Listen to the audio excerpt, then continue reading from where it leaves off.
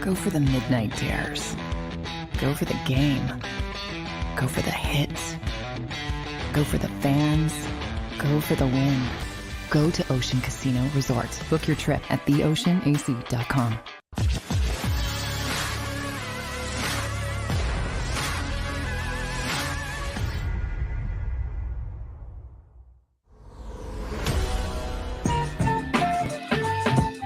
Monday, baby. We've got a case of the Mondays. We got the cure. Welcome. And we are Sports Take. He is Barrett Brooks. He is Derek Gunn. I am Rob Ellis. What up, fellas? How we doing? How was the weekend? What it look like, man? What it look like? Had a great weekend. Had a lot of fun on the fishing trip. Appreciate you, D-Gun, coming out, chilling with your boy. All right, let's get the details. We don't need to sugarcoat this thing. So, for people who may not know, Barrett's birthday celebration had to be pushed back a little bit. What was it? Crazy weather, right? Is that why we pushed it back a week? Okay. So you now, did you rent a boat or did you go out on your boat? We rented a boat. Okay, rented a boat. Rented a party boat. Saturday or Sunday? Sunday.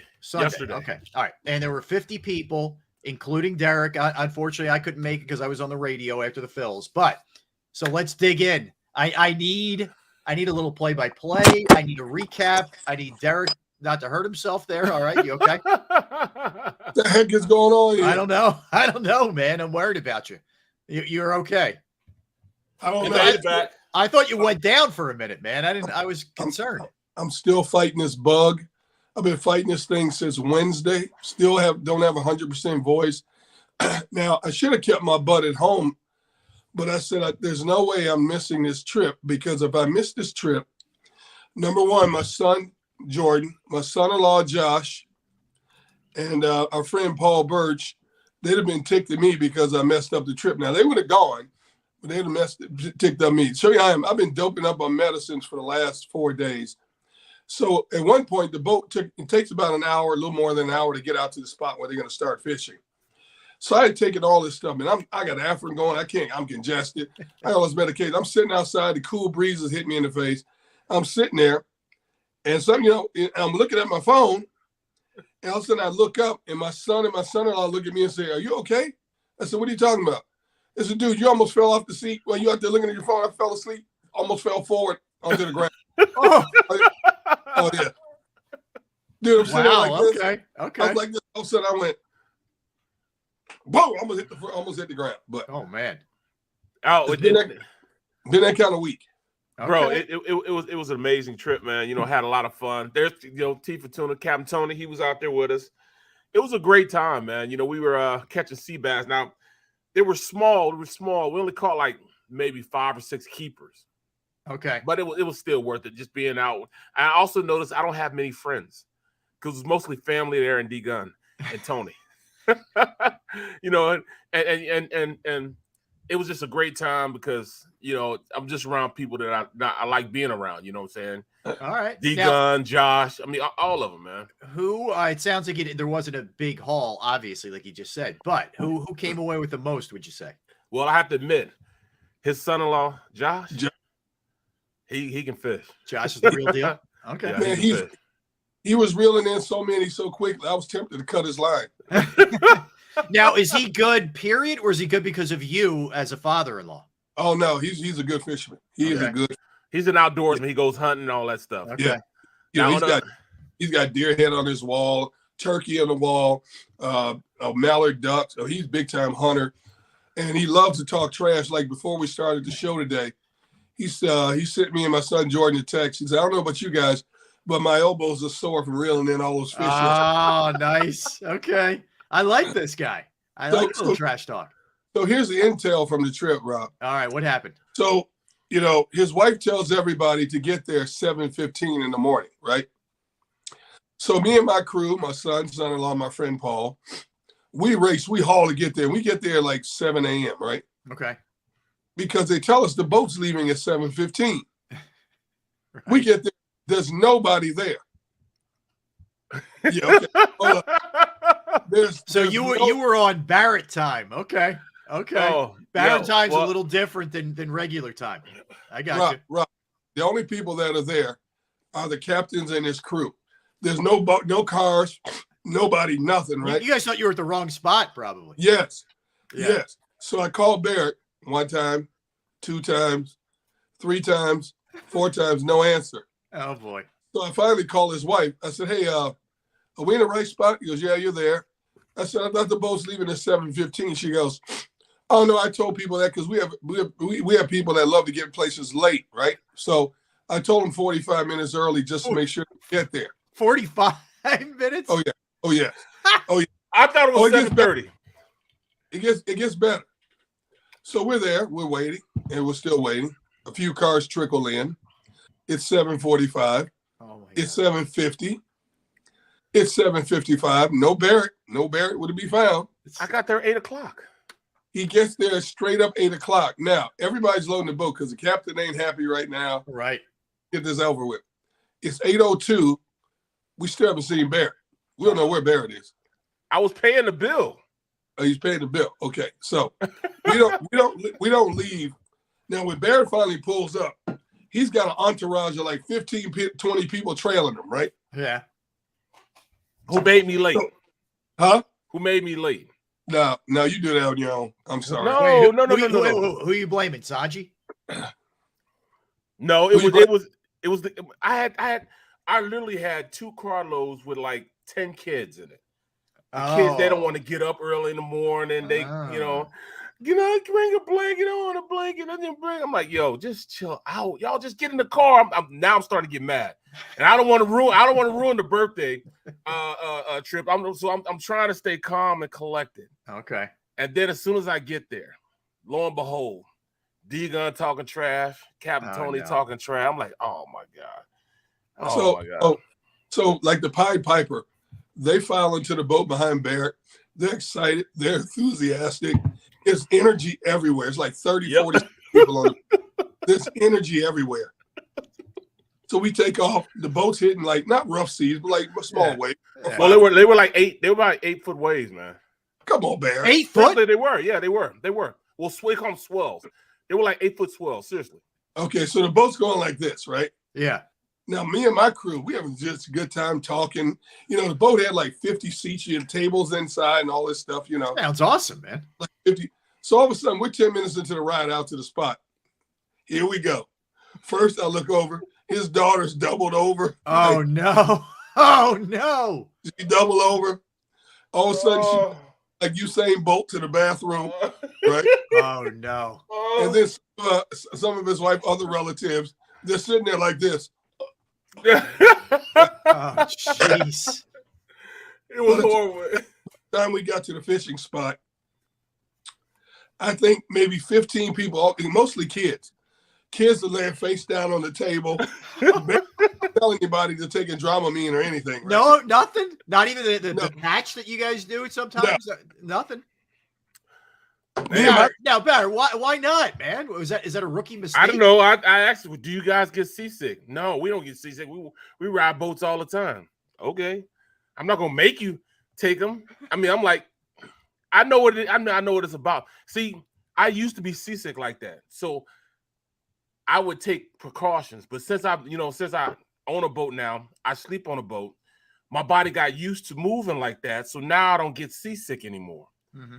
But bruh, when I say it was crazy, I remember one time I walked in and one of my close friends, Mario, he's an avid fisherman. He fishes all the time down in Delaware. Yeah. I walk in and he's bent over trash can. I'm like, yo, you all right? And he turns around like this. I'll be all right. Oh, no. Oh, my God, man. Wow. There was sickness everywhere, bro. You walk inside the boat, there's people spread out everywhere. Oh. Right? Okay, so here's the best one. I'm going to try to get through this without cracking up. Still don't have my voice back yet. Barrett is laughing uncontrollably because his wife decides to bring one of the dogs, right? Oh, no. The dog.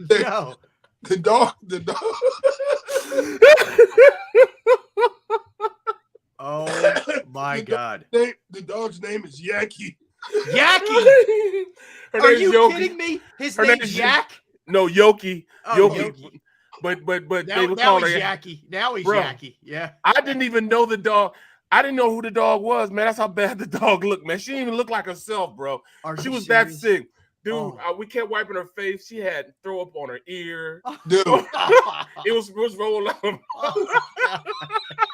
I'm laughing so hard I can't even fish, man. My stomach is hurting. I'm laughing so hard. Yoki had a hard time, man. I mean, she looking up like this.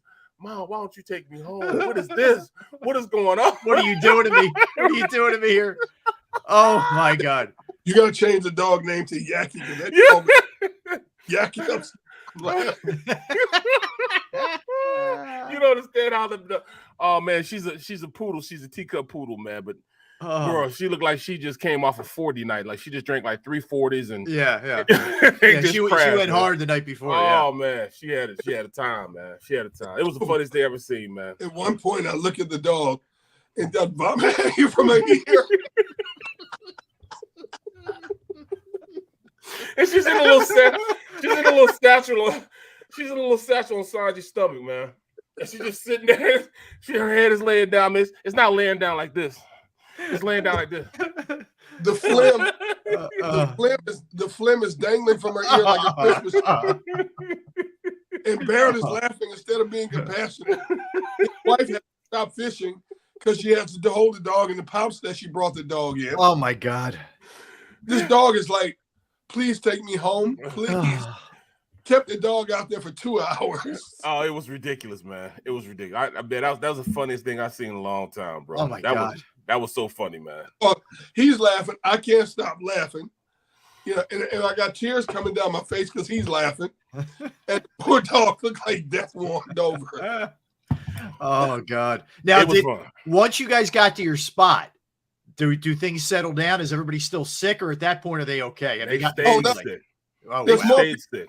Yeah, there's more people dropping like flies. Yeah. Damn, man. This is unbelievable. How long were you guys out there? We were only out fishing probably 2.5 hours. Yeah. So were all the kids they were just done for the whole trip? Done. Oh, Done. man. Oh. Done. So basically, Barrett paid for all these people to take a nap on a boat. Right. To throw up and take a nap.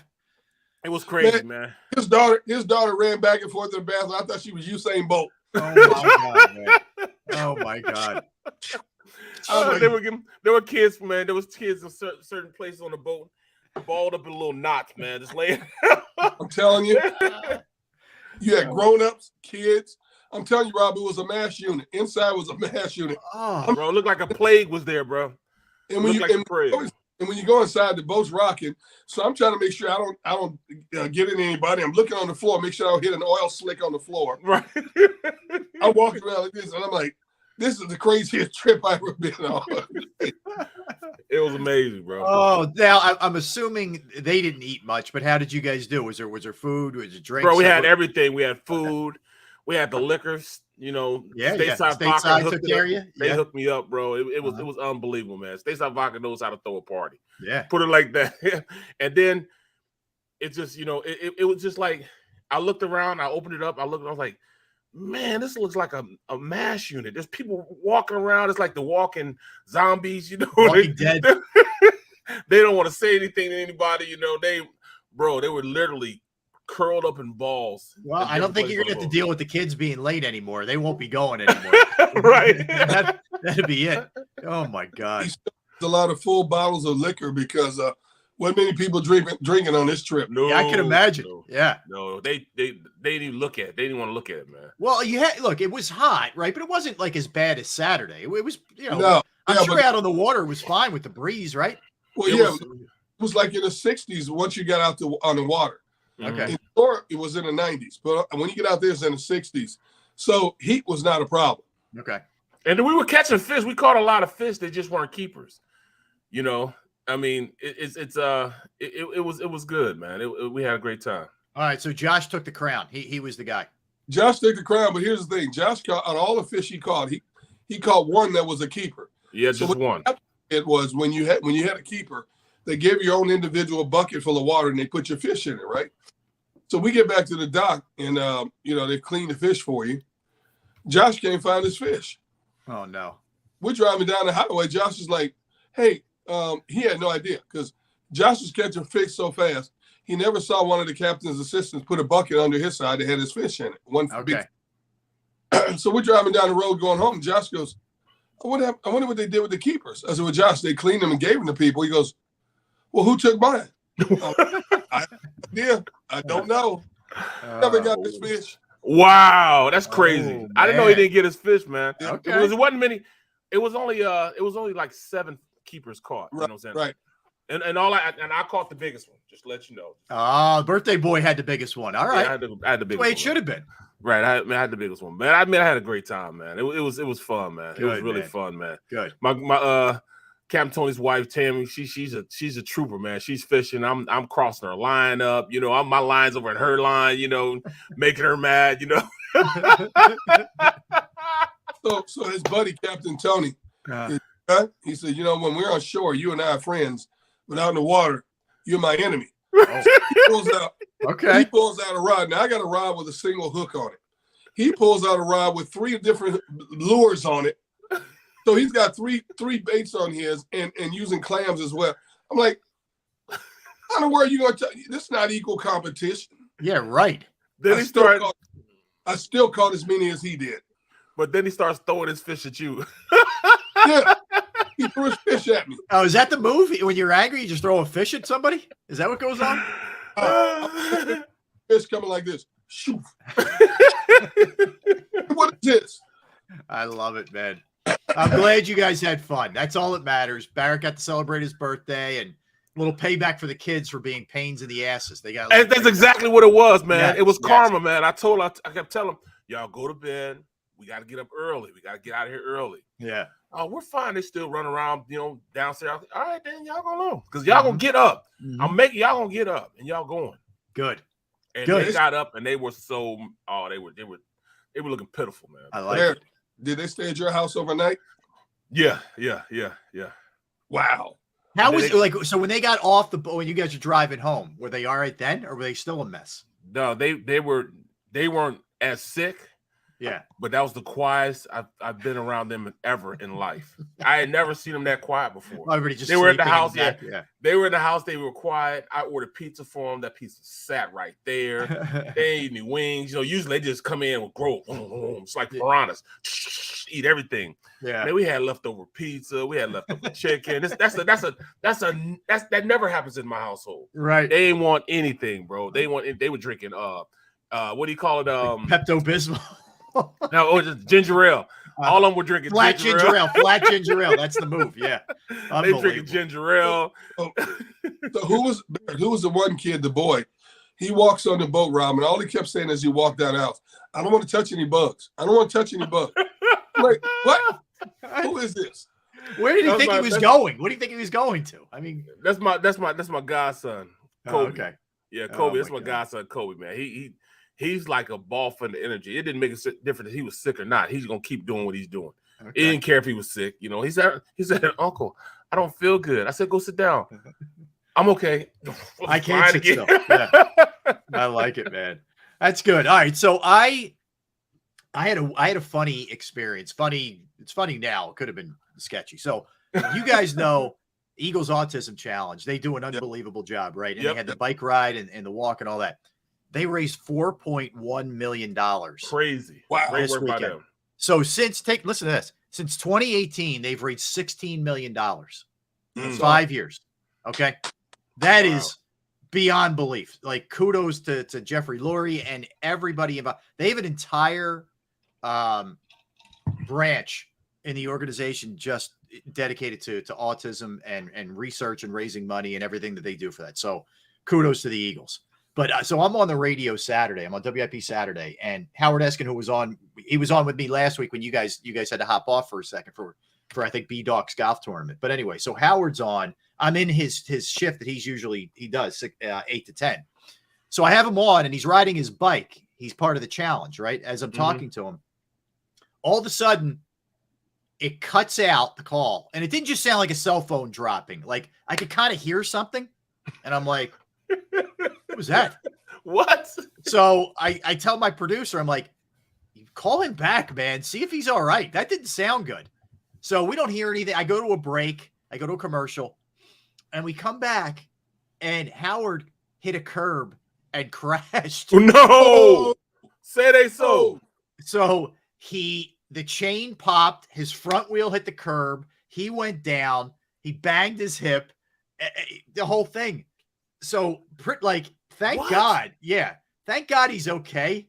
But I think he's pretty banged up, man. But he's all right. He's going to be fine. And I talked to him later during the show, and he seemed to be all right. I don't even know if he finished the race. I wouldn't blame him if he did. Wow. But this happened live on the air while I was talking to him.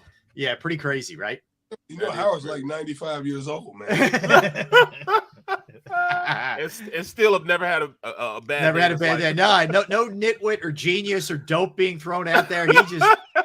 He just went down, man. So yeah, it was pretty wild, man. It was pretty cool. I saw Kelsey was there, Jalen Hurts was there, Devontae Smith, among others, all just out and about, riding their bikes, doing their thing. That's a really cool thing, man. And kudos to all the Eagles fans and all the people who do.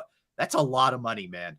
That is a lot of money to be raised. And once again, Kelsey's a man of the people. I was listening to the radio earlier, today. Yeah. When I went out to get some with the Home Depot, and Kelsey's this lady, this lady's there. Her mom's there. Her mom's in a wheelchair. She can't get to where they are because the police aren't letting her through or everything. Mm-hmm.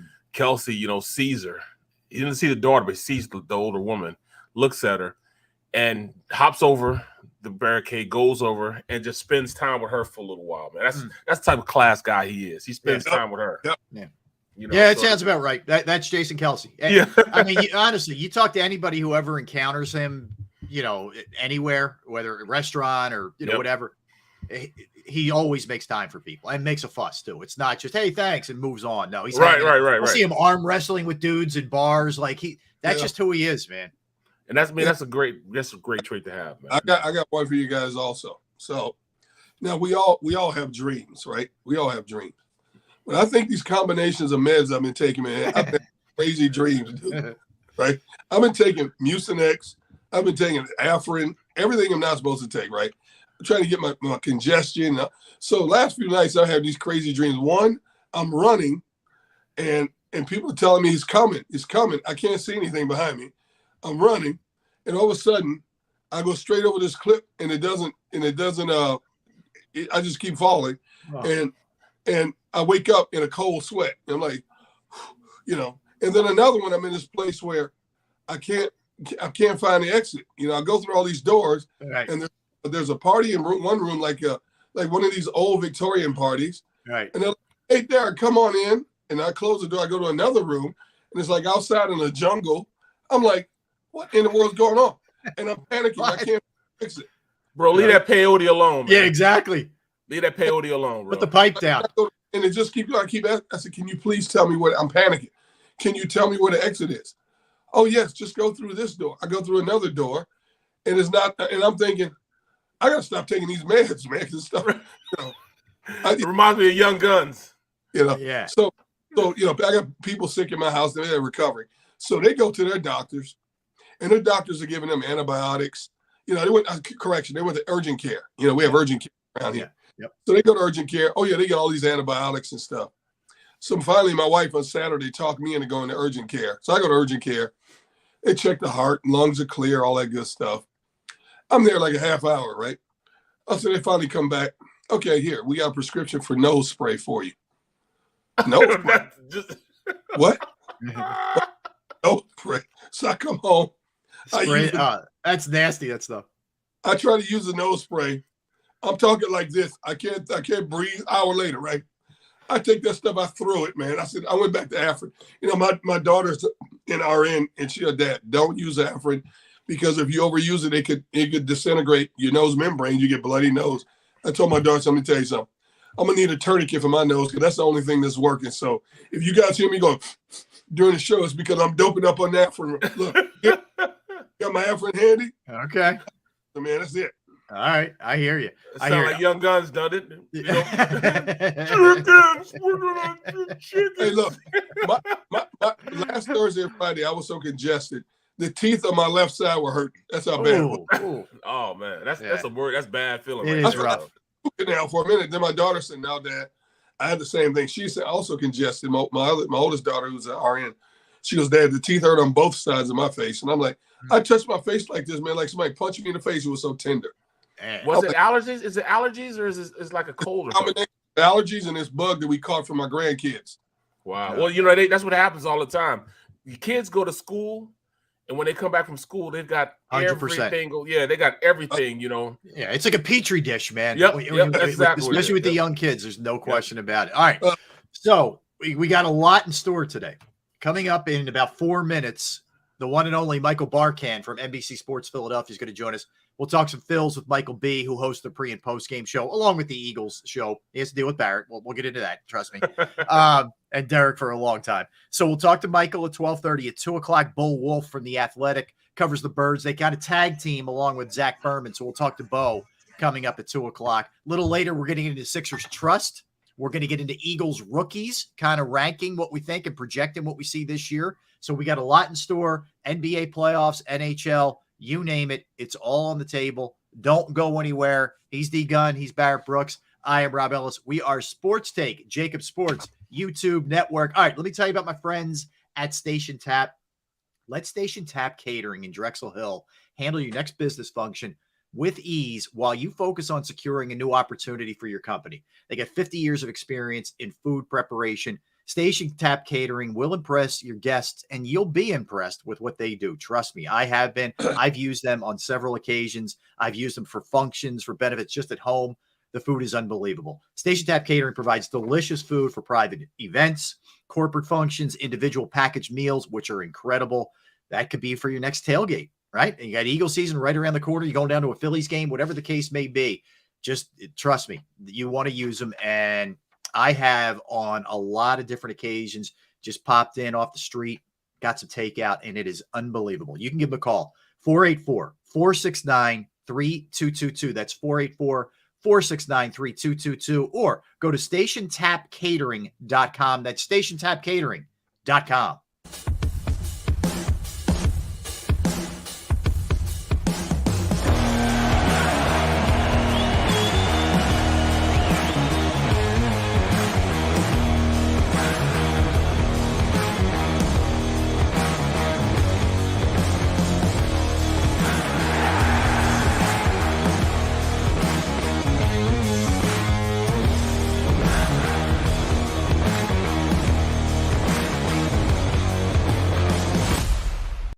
Stream on a Roku, Fire Stick, Android TV, or Apple TV? Now you can watch 6ABC 24/7 with the 6ABC Philadelphia streaming app. The big story on Action. Search 6ABC Philadelphia and start streaming today.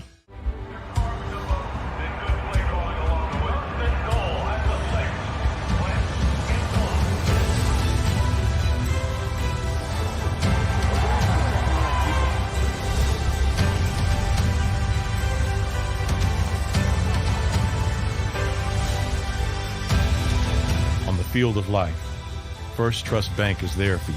7 on 3. 1, 2, 3. Because Philadelphia dreams deserve a Philadelphia bank.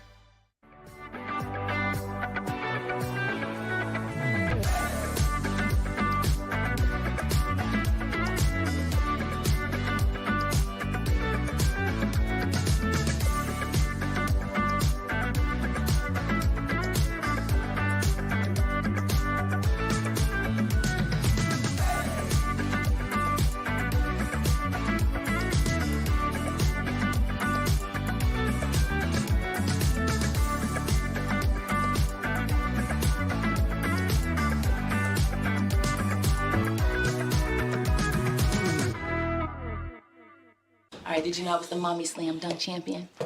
Really? Yes, really don't sound so surprised. Let's see it. Oh, you're ready. All right, here we go. Let's hear the crowd. So go to right, I go to left, fake a mom. Mama, go up, mama! She did it. Again? You can't avoid gravity, but United Healthcare can help you avoid financial surprises by helping you compare costs and doctor quality ratings. United Healthcare. Uh-huh. Go for the midnight dares. Go for the game. Go for the hits. Go for the fans. Go for the win. Go to Ocean Casino Resort. Book your trip at theoceanac.com.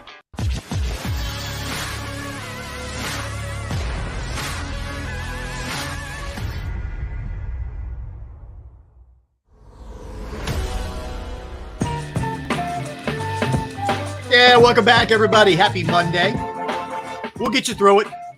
We know it's tough sometimes. Get a case of the Mondays, but we will get you through it. That's for sure. We are Sports Take, JAKIB Sports, YouTube Network, Barrett Brooks, Derek Gunn, Rob Ellis. Up next, our guy, our man, the first time, the maiden voyage for Michael Barkan on Sports Take, the one and only. Oh, all right. Audio not working, Michael. Audio not working. We will make sure that we get you straight out. I'm gonna put you on hold here, and Xander will get your audio taken care of. That way, we get everything straightened out. Z, let me know when Michael B is ready to rock and roll. But yeah, we're looking forward to talking some Phillies with Michael because it was a bizarre weekend to say the least. You know, and ended in wild fashion yesterday. Sometimes you need a little luck. You do. You do. You need a little fortune, and I think it's hopefully that's what it was, and they can ride some of that momentum. So we're hoping. Xander, just let me know when Michael's ready to roll. We will get him right up. And all right, I'm gonna go ahead, guys. Just a little fills in a second. I got to text Xander something real quick here. Now so your audio. You guys, your talk. audio. My audio. Derek. We lost your audio, Derek. Yeah, Xander, there you go. Yeah. There we go. Hey, you guys see that the Colts just signed Nick Foles to a 2-year deal? The Colts did? The Colts, he's with Frank Reich. I thought that was going to happen. I thought it was going to happen last week. Yeah, they were talking about it last week, but that's a real good move for them. I mean, you get him backing up Matt Ryan. Yeah. I think it's perfect. It didn't work out too well for Carson, so hopefully it works out a lot better for Nick. I think Nick's a different person than Carson. I think he found a nice spot. I look, Gunnar, I think it's a perfect spot for him. Yeah, there's not going to be the same leadership nonsense that you didn't have with Carson Wentz. I think it's a comfort level. He'll pick that system up in 2 seconds, and he's the perfect insurance company. Look, knock on wood, Matt Ryan rarely ever gets hurt, right? And he hasn't. But right. You know, what is he at this point? 37? You know, something like that. Yeah. You know, whatever he is, he's not a young QB anymore. So that's definitely. You want a good backup. You know, is that not the most fascinating career? When Foles is here, he's a completely different guy. And anywhere else, he's not just average, he's terrible. Right. Yeah. Basically. Yeah. It's crazy. I mean, you think about it. When he went to St. Louis originally, awful. When he went now he backed up in Kansas City. That doesn't really count. But then Jacksonville, awful. The Bears, awful. And he gets hurt too on top of it. I don't think I've ever seen anything like it where a guy can only play decent. You know, he's kind of like, well, beginning of his career, he was pretty good in Atlanta, but Al Horford, when he's with Boston, is a completely different player than he was here or Oklahoma City. Right. He's a shell of himself when he was here with the Sixers. He was a shell of himself when he left. But when he goes back there, he's like the perfect piece. It's the perfect cog in that whole system that it works for him. You know, I don't understand. It's the damnest thing I've ever seen in my life. It's like he's energized or something. All right, so I think we have him. I think we have Michael now. Can you hear me? He is. We got can you hear me? My man. Oh my God.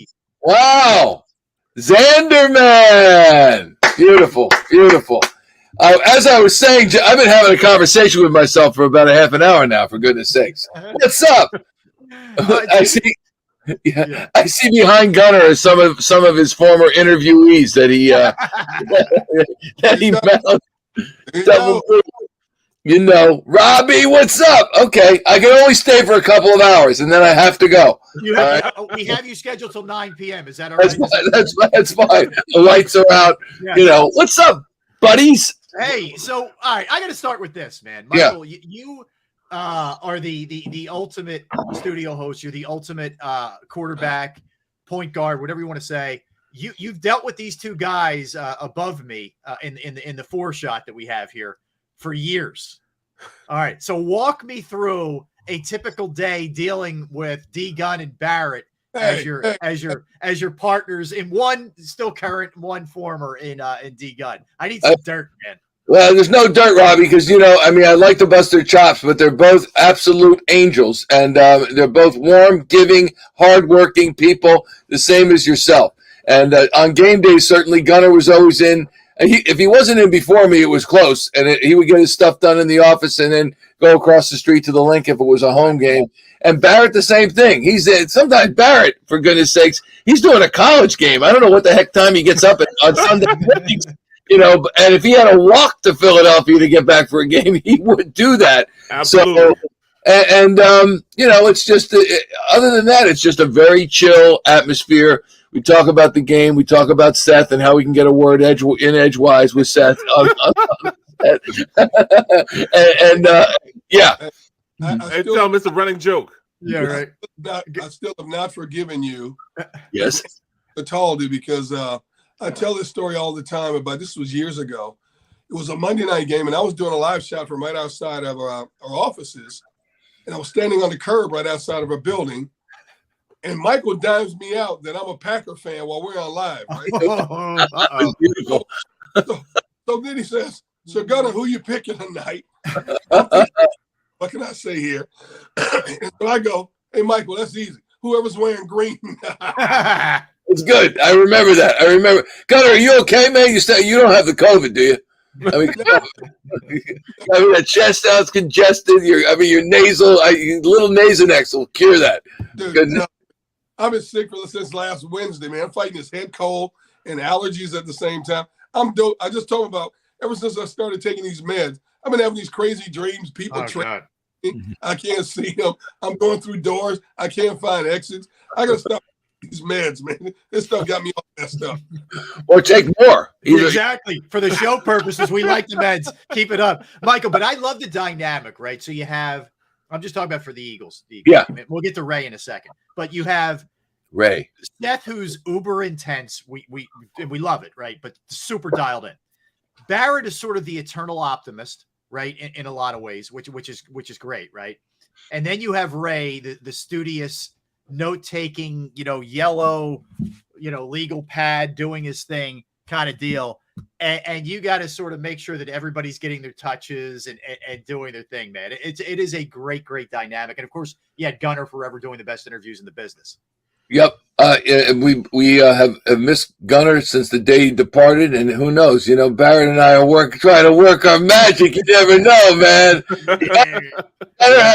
Gunnar he wants us to call his agent. It's LeBron's agent, and it's difficult. You know what I mean? He's with Clutch. He's with Clutch. Rich Paul's busy with Adele, Michael. He's got things going on right now. Exactly. Yes. No, the vibe. One, I think it's important, Rob, that I know it doesn't have to happen with this way, as Barrett can tell you, certainly in athletics, but I think it's important that everybody have a chemistry and like each other, and we all do like each other, and certainly everyone gets frustrated every now and again. It happens in an office environment. It happens in a program. It happens when there's strong opinions. But if Barrett and Seth get going one-on-one, I like that, because it's and our old late great friend Sam Schroeder, who hired us, always said, you got point, you got counterpoint, and the audience decides where they are on that spectrum. And I think that's really important. And then there was Ray, who kind of not just was the stat guy, but he provided a context for everything. And what I've been saying with regard to Ray's departure is, and Barrett, and Gunnar and Robbie, you might remember, all might remember this. Ray had this stat about Eagles 100-yard runners in their history. When they had a 100-yard rusher, one guy carried the ball for 100 yards. The record was overwhelming. I don't know if it was 700% winning percentage or whatever it was. It was crazy. And that's the type of context that Ray would provide, especially during a time when Andy was throwing the ball down the field and throwing it. I'll never forget the Gov slamming the desk saying, "Run the goddamn ball" on the air. And so everybody had that frustration. And that's where Ray came in, because not only did he have the history on his side, but he also had the statistics and could put him into context. But there's no substitute for Barrett and his role, having played the game and being able to talk about what an offense should be doing, or how an offense should defend a defense, and the same thing with Seth. But I do think it does start with a chemistry. Like if you can't stand someone, it's difficult to be civil and have a conversation. And we've been very fortunate that I love everybody I'm talking to right now, and that's the same thing when I get into the office. Yeah, it's easy when you have people that you get along with. You know, I don't know how I did it with Gunnar all these years, but we I don't either. It's tough. It's tough for all of us. I mean, come on. Let's be honest. Yeah, you're just squeezing Gunnar. You're so easy to just kind of pound on it. It's not fair. It really isn't. But it's a credit to you. You know.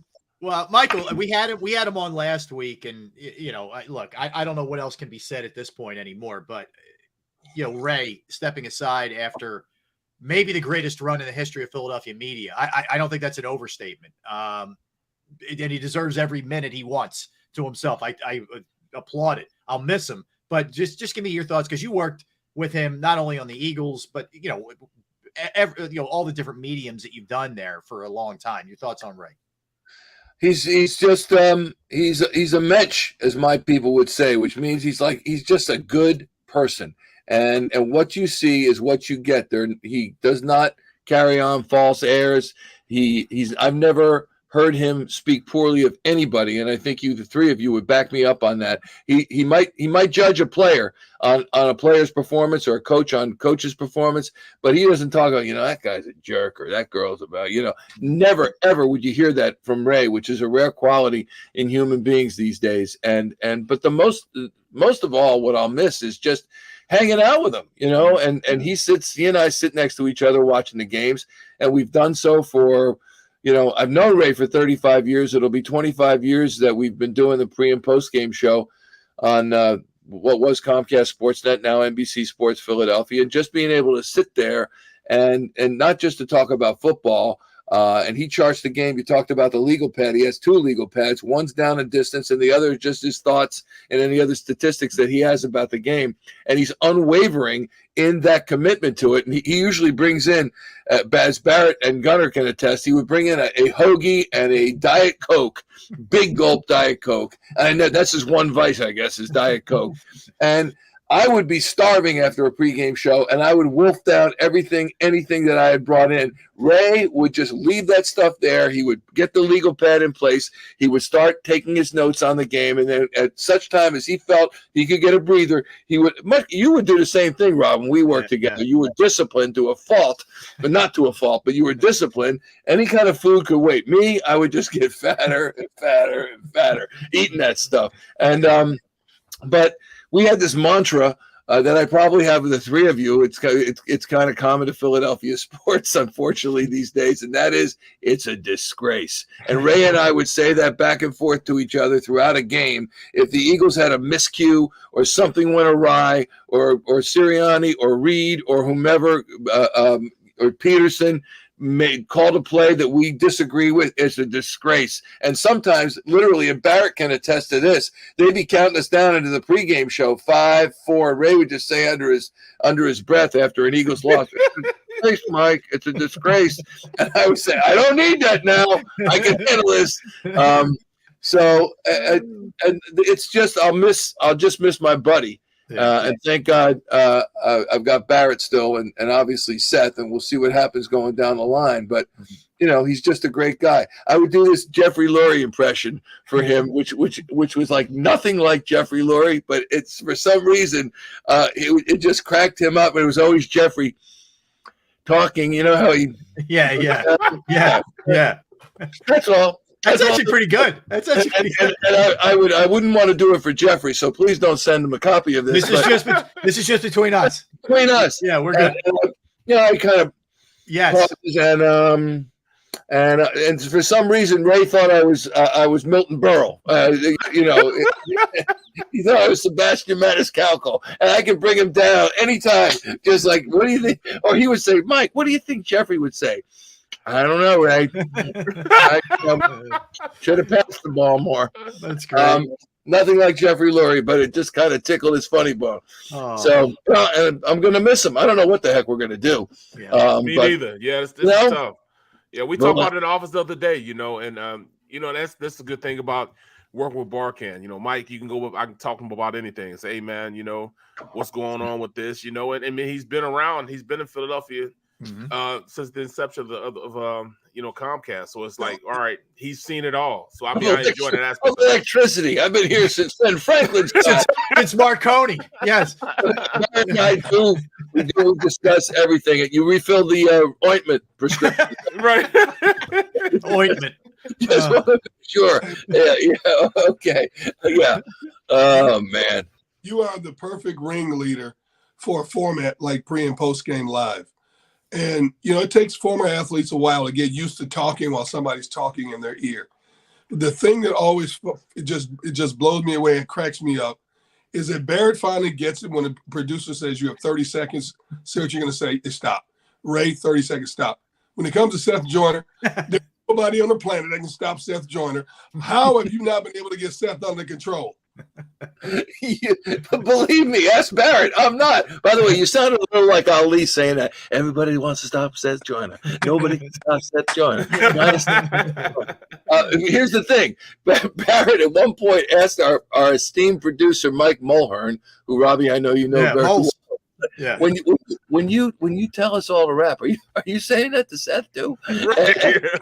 I was like, yes, I'm saying it to Seth. That's a great. By the way, that's a great line. First of all, just in and of itself. No, I'm sitting there. And he said, we're sitting there. And I'm like, hey, Mike, why are you always telling me to rap and not anybody else? Why are you not telling yourself to rap? You're talking to me. Why are you just telling me to rap? Talk to him. Don't talk to me. He's like, Barrett, I was talking to him. In fact, you heard I said his name. I was like, I didn't know. I mean, he just, you know, he's like a runaway train, and he's full of good information. He's full of great takes, and sometimes it's like, you know, remember when you're a kid, if you're jumping rope or you watch your sister jump rope or a girlfriend jump rope, and there's like they're trying to figure out a time to get in to start the whole. And it's with Seth, it's you can't stop him. You can only hope to contain him, and sometimes even that is a task. So the problem is when we've got to go to break, it's one thing if we're in the middle of a segment and like, you know, I can try to just go bam to like disrupt it for a second. But if you've got to go to break, you know, you just look, I never want to be rude, but sometimes it's like I never want to go like that. Because to me, you know, it's like the producer just told you to stop. Yeah. Regarding that, the man's larger than I am. I can't tackle him. Stop. Oh my God, that's you great. can hear me say, I know I'm supposed to go to break right now and then there's a but. Yeah. But I gotta finish this right. Yeah, it's the best. Well, I tell you, Michael, I was I think it was last week or the week before was the anniversary of the Iverson. We talk about practice. Okay. Mm-hmm. So for people who may not know, I used to produce Daily News Live, which was on Comcast Sportsnet, which Michael hosted. Barrett's got a new lid. Okay. Yeah. St. Louis Cardinals. There you go. Yes. So we were on daily 5 p.m. to 6:30. We did 90 minutes every day. And by the way, that's a tribute to you, Michael. That is not an easy thing to do TV live for 90 straight minutes like that. Yeah. But you did an unbelievable job. But that day, so we get word that Larry Brown is going to speak. And I think Michael, correct me if I'm wrong, I think maybe Billy King, but we had no idea that Allen was going to be speaking, right? Right. So we're already in show at this point. Toward the end of the show. Right. So I get word, hey, Iverson's talking. Like, are we taking? I'm like, hell yeah, we're taking this thing, right? So we take it, and Michael and I, you know, we're just sitting there like, this is gold. Like, it was one of those things where you can't even believe it's happening. It was so unbelievable. And Michael, it got to the point where you wanted to get in the fray so badly. You're like, listen, can I just bust off? I'm like, you're hosting, man. What happens if this thing ends? So finally, I'm just like, do it. Go do it. I said to Dick Girardi, you're hosting from here on out. And Dick's like, what? I'm like, Michael was getting down there, man. But some of your memories of that day, because that was one of the crazier days we ever had.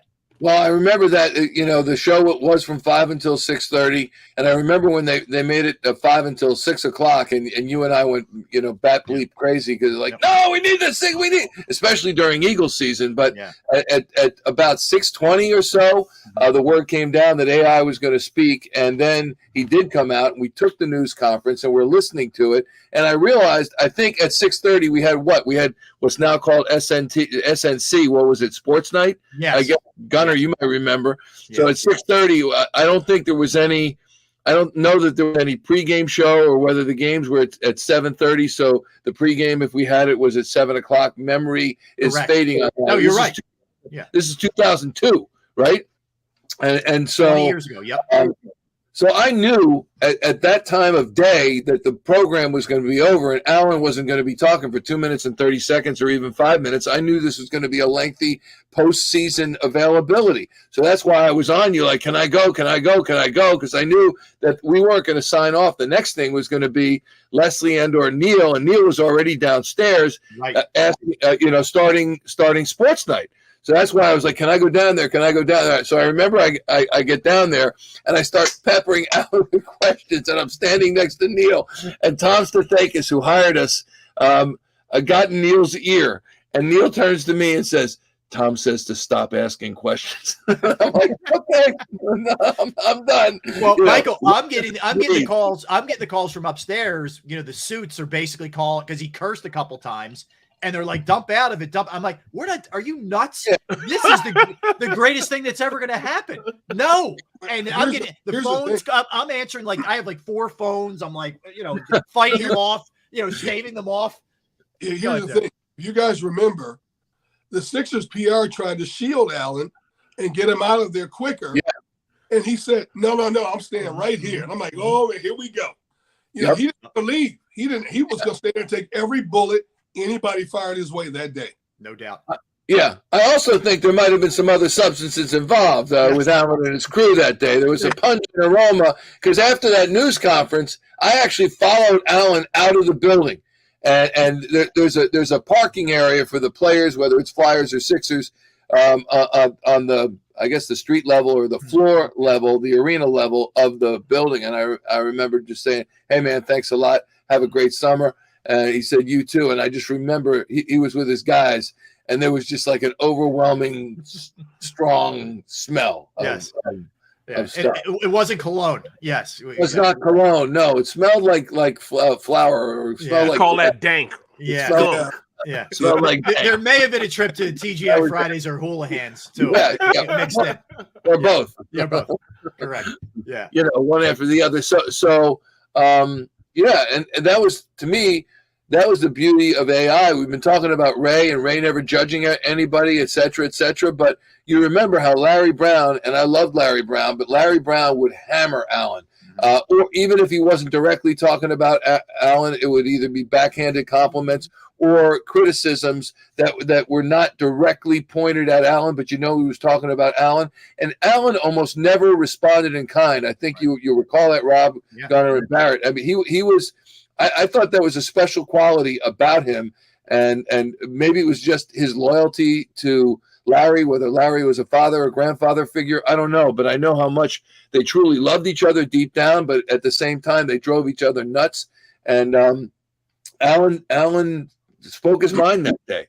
And it reminded me, when you think of how he played the game and how great he truly was, and you look at highlights, and it's almost like when you have someone like that in your midst and you don't realize how special it is. And we talk about Wilt, and Wilt would say to his coaches, man, you can have me for the practice or you can have me for the game. You got to make the choice, but I ain't doing both.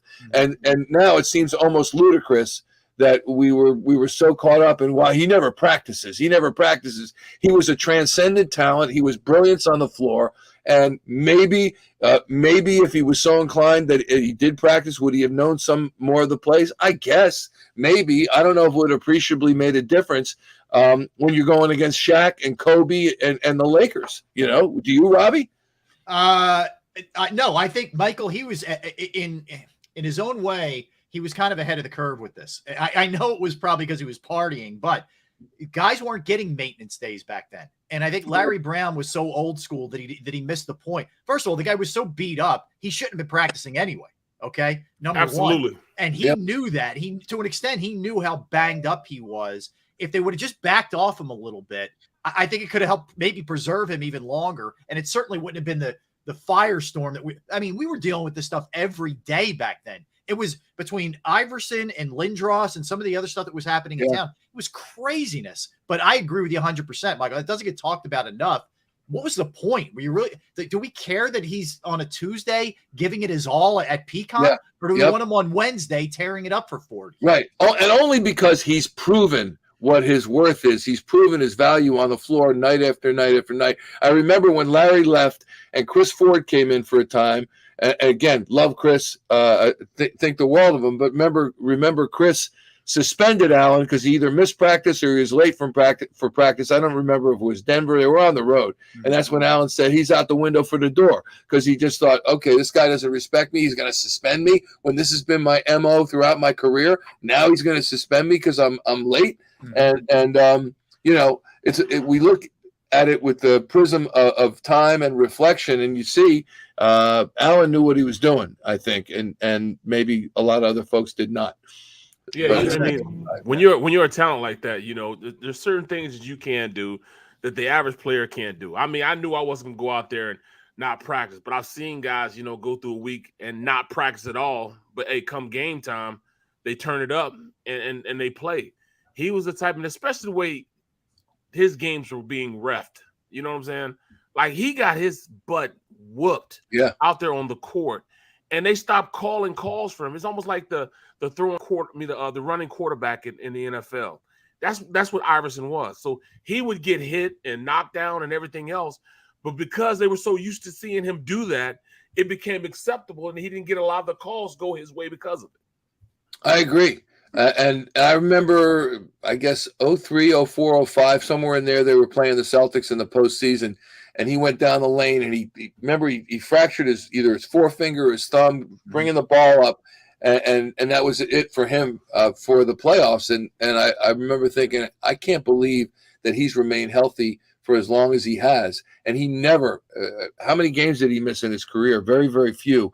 And with him going to the floor all the time, you see him going to the floor now. We go, oh my God, because it usually ends up with, he's got some kind of significant injury, unfortunately. And I'm only slightly exaggerating. Allen used to hit the floor all the time.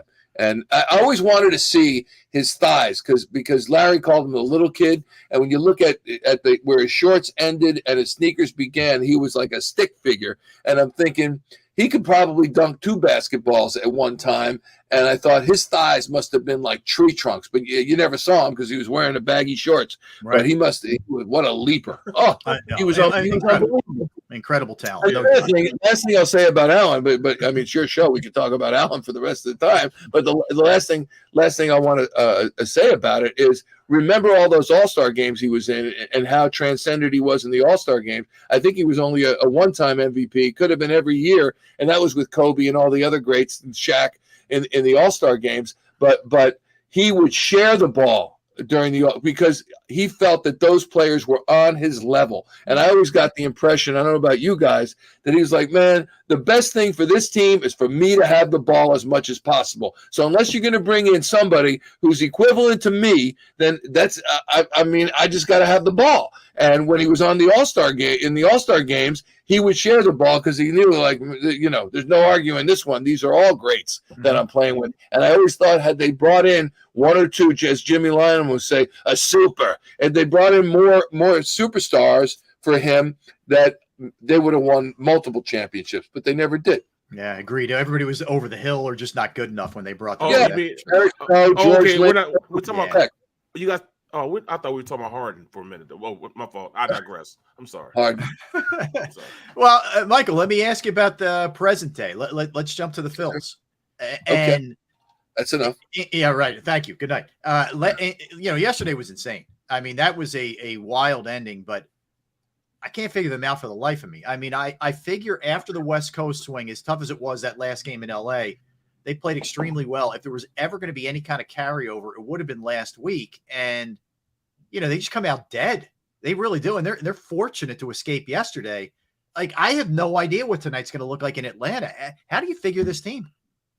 You can't. I was listening to a friend of mine on a post-game show who last night on the radio, his opinion I respect. Oh, it was you. And on WIP, and you were talking about the extremes. We've seen extremes. You see Harper tearing it up in Los Angeles, and then you see nothing, not from Harper, but you see nothing from the rest of the team the next game. And when you think they had a 5-2 road trip and they should have swept the Los Angeles Dodgers, the Dodgers could win the World Series again. I think they look great. It's really a pleasure to watch them play. And they gave the Phillies that game yesterday, much like the Phillies gave the Dodgers the game at the end of the series in Los Angeles. I really thought that the Phils we're going to lose that one. It wasn't for Max Muncy just giving it away. They would have been swept by the Dodgers, and it would have been even a more horrific homestand than it was. I don't know what the answer is. They've had 34 different lineups in now 41 games, 34. And I thought, by comparison, what have the Dodgers had? How many lineups have the Dodgers had? The Dodgers have had 25, which is certainly a significant number of combinations, but it's not 34. And I understand in baseball, you gotta kind of move guys around depending on pitching matchups and injuries, but 34 different lineups is a lot. And the leadoff spot continues to plague them the most. And if it's me, I would put Segura back at leadoff. He's led off before. I know he struggled at the beginning of the season leading off, but he also had some injuries that he was contending with, and he just wasn't all together. And I think now he is, and he's done that before. So in absence of any true leadoff guy, McCutcheon's long gone. I would put Gene in there, but they need something to get him going. Even though you only lead off once per game, it's still an important position in the lineup. No question. Gunner, what's up?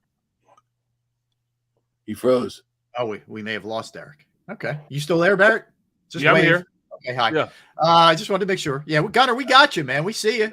No, Robbie. Blink twice. Blink twice if you can hear us now.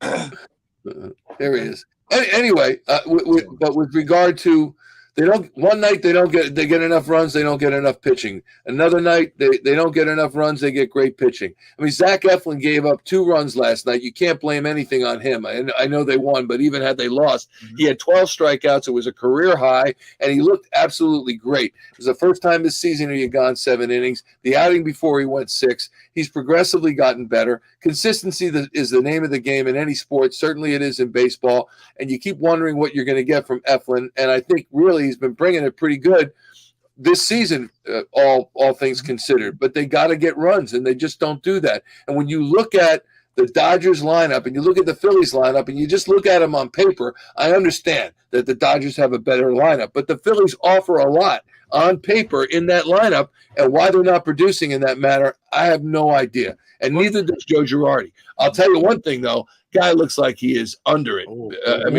His were puffy last several games. I don't know if he's got a cold. I don't know if he's got the flu. Maybe he's got nothing. So our old friend Phil Jasper would say, don't ever say if you don't know. I don't know, but he did not look like a healthy human being the last couple of games. So that's got to be pressing on him too. Mike, let me ask you this, though. Larry Brooks, Post-Gazette. What's going on? I mean, what's going on? I understand pitching has been a problem, but I mean, what happened to JT? I mean, I was sitting listening to you and Ricky Bo talk, the other day about how Real Muto went from being the best pitcher, the best catcher in baseball, to now not knowing where his head is screwed on straight or not. Man, what's going on with that? Well, there are a lot of observers in baseball, and certainly Phillies fans, that think that Real Muto is not all he's cracked up to be. He is a 3-time All-Star. I know that whether it's Ricky Bo or Ben Davis or John Kruk, when they look at Real Muto behind the plate, they've questioned the manner in which he calls ball games, and they've also questioned the fact that he always keeps one knee down, and it prevents him from being able to get the balls on wild pitches, and runs have scored because of it. So I think he has been struggling behind the plate as well as at the plate. And then you got Garrett Stubbs, who no one's going to confuse him with Johnny Bench, but he's fast. He's been playing well. And I think that I think they should sit JT, let him chill for a while. And I'm not proposing that Garrett Stubbs be their new starting catcher, but maybe for 3, 4, 5 games, just like they did with Alec Bohm, who I know is a younger player, but he made those errors at the beginning of the season. And Joe Girardi said, Alec, take a seat, man. We just can't be having this. Just let's get it together in the field. And he produced. And I think maybe JT needs the same thing. And it's frustrating. It's been frustrating watching him behind the plate. And and at the plate. It really has. But this guy, Garrett Stubbs, he's 28 years old. I know that's well beyond the years of someone who you would consider to be a phenom, but he's young enough that he can still make a contribution. And you saw last night. I mean, he's fast. He can get on base. He can bunt. And I'm of the opinion, and I know this never works in professional sports, you pay your money for whatever the sport, you pay your money for your roster. Okay, that's it. The money's spent. It's gone. Play the best guys, period. Bryce Harper's struggling. He's got to sit. I understand that's never going to happen, but that's just the way I feel about it. So JT Realmuto needs to sit, and Garrett Stubbs needs to play at least for the next several games, to me. Thoughts? Remembrances? Anything? I think the bullpen is one of the biggest Achilles heels on this team. Now, if you're going to fix the bullpen, you got to give up something to get something. If you give up something, then you're going to mess up the possible dynamic of that offensive arsenal. But the bullpen is going to cost them more games than they win this year. And I think we all looked at this team and projecting them as a team that could compete for the division title. But as it goes right now, they're likely to be competing for a wild card spot. So, Michael, if you were going to dangle anybody or anybody's in this Phillies lineup and possibly get a stronger pitching staff, bullpen staff, who are some of the players you might dangle out there to strengthen your bullpen? I would definitely dangle Rhys Hoskins, especially if he's hot. I mean, we know that he's a streaky hitter. By the way, he's on pace for 30-plus home runs. So you know, when we think about he's leading off. When we think about, well, I mean, this guy underperforms, etc. He does, but he's still on. Those are pretty good power numbers. I don't know what he is on the RBIs, but 30 home runs is not bad. And I don't think he's had any particularly great start. But he cannot field the position. I think we would agree with that. How many times has he let balls go? He's cost them games in the field, and so I would dangle him out there. And I don't know. I guess I would think about Schwarber. I know they've got Schwarber in there. It's his first year, but and by all accounts, he's a great guy. I get that, but he's starting to heat up a little bit, but he's not the guy he was last year. And really, I don't know that he's been that guy since he left the Cubs until last year when he helped Boston do what it did. Yeah, no doubt. No question about it. It's been highly disappointing. And the problem is the Mets, who you're going to get in a little bit later this week, and they're dealing with a lot of stuff, man, with Scherzer, with having to still winning though, Rob. That's why it drove me nuts when people say, hey, they've been without Harper for a couple of games. Like, what? So what? This is baseball, man. You got to overcome that. I know how good Harper is, but give me a break. And the really good teams overcome it. If you lost Harper for the year, it might be one thing. Michael, great example. The Mets, they seem to somehow be able to get through this stuff, but the Phillies just fall apart.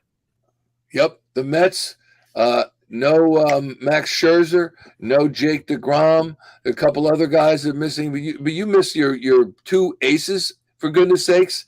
And you still keep plugging along, and you shut out. I don't know who it was yesterday. The Cardinals. Mm-hmm. They won yesterday 2-0. So they just keep rolling along, and it really eludes me as to why. I'm thinking eventually it's got to fall on the manager, and they're a quarter way through. They've got to play above 14 games over 500. If you go by 86 wins, potentially, and they now, what are they, 19 and 22? Yeah, I think they're 19 and 22. So they've got to go above 14 games above 500 from here on out. I don't think that's going to happen. I'm not trying to be negative, but I think that's pie in the sky that they're going to play 14 games above 500 the rest of the way. And the more they lose, the more games above 500 they're going to have to play. And it is what it is. And so if you can't get to 86 wins, and I think that's on the low end, the problem is, I said to Ricky Bo the other night on the postgame show, we're going to go through this torture all season long because as poorly as they played, they're only 4 games back of the wild card spot, 4 games back. So if you hang around until August and maybe they all get hot and they put everything together and all of a sudden they go on a little tear and they rip off 8-9 games in a row or they rip off 13 out of 15, all of a sudden you're right in the thick of the wild card race, then what will we be saying? I don't know. But it doesn't look like this team is a championship team. Far from it to me. Amen. No Amen. Well, listen, Michael, we appreciate. Hey, I want everybody let everybody know too. Tell the folks a little bit before we get you out of here, and thanks for all the time today about the Healing Hearts and your foundation and where people can contribute and what it's all about. Thank you. I appreciate the opportunity, Rob. We have a family charity. It's called the Barkamp Family Healing Hearts Foundation. The three of you have been very generous and benevolent toward us, and we appreciate it. I know Barrett's coming out. You guys have the show. Barrett, you're still coming out, right? I just realized you got the freaking show, man. You kidding me? they allow me every once in a while, Thank you very much. Thank you very much. So June 20th, we are having a golf outing. It's our 10th annual outing. It's going to be at French Creek in Elverson, Pennsylvania. It's a beautiful course. We are actually sold out, but the barcampfoundation.org. The barcampfoundation.org is where you can make donations.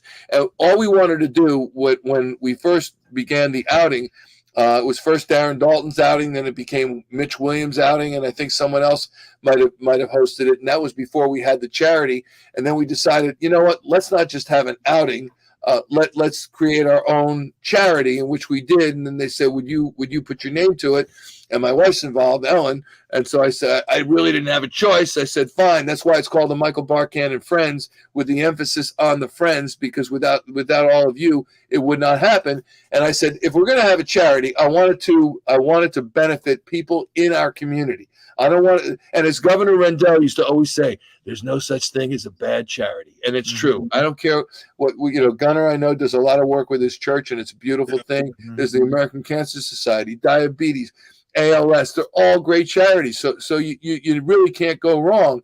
And I just wanted it to stay in the community. So we give out cash and gift cards to people who are going through trauma in their life, whether they're police, firemen, or Joe Q or Jane Q citizen, that they're having a horrible. We had one woman, her house collapsed. She was away. She was in the military. She was a Marine, and her house, the whole side of it just collapsed. We gave her $3,000 just to tide her over. We don't have a lot of money in our coffers. Really, the money we get in is the money that goes out. Mike Barnes, who is our executive director, does an absolutely amazing job, along with Ellen Barkan, and he keeps the thing going. And the golf outing is really our biggest fundraiser. We used to have something called Holiday Hearts through the good graces of the Eagles. I mean, you can say whatever you want about the Eagles, but they really came through. They would provide the bubble for us, and we would have about 20 families out in the bubble, and we would give them huge Santa sacks during the holiday season and gift cards. And then because of COVID, it just got shut down. But Doug Peterson came out, Howie came out, Chris Long came out, and it was a beautiful thing to see. And these families, some of them, they have people who do have cancer who aren't long for this world, sadly, and just to see them get a couple of hours of smiles when otherwise it's been brutal. So thank you for letting me talk about it. The barcampfoundation.org. It all stays in our community and goes to people who really, really need it. Awesome, man. Michael, great work, man. We appreciate it. Love you guys. Yeah. We'd love to have you on again, and we appreciate all the time today. Thank you, Michael. Tomorrow? Is that good? Next segment, we're good. Yes. All right. Have a great rest of the show, dudes. All right, Michael. You later, Mike. Take care. Thank you very much. That's Michael. Wow, man. The energy, man. He always brings it. That's every day. That's every day. Every day. All right, let's step aside, guys. We come back. I want to dig into the rookie impact for the Eagles, the guys that they drafted, and how we project what they're going to do and their contributions this year. We'll do that when we get back. Derek Gunn, Barrett Brooks, Rob Ellis. We are Sports Take, JAKIB Sports YouTube Network. And look, I got to tell you about my friends at Principal, because knowing who to trust with your finances can be a scary proposition. And the knowledge I have about finances, you could fill a thimble up, but I found the right person and the right place. And it's my guy, Jim Murray, Murray from Principal Financial Group. He's got that personal touch that you need. He can explain things to you. He can tell you why this might be good. You can bounce things off him. He is an unbelievable sounding board. And whether it's retirement planning, 401k review, insurance review, if you have a small business and you want to help set up your employee benefits, there isn't a better resource than Jim. I can tell you that. He can assist you with that as well. I've entrusted my IRA, my 401k rollover, and I couldn't be happier with Jim's service. You can give him a call right now and he can help you. 610-996-4751 or email him at Murray, MURRAY.Jim@principal.com.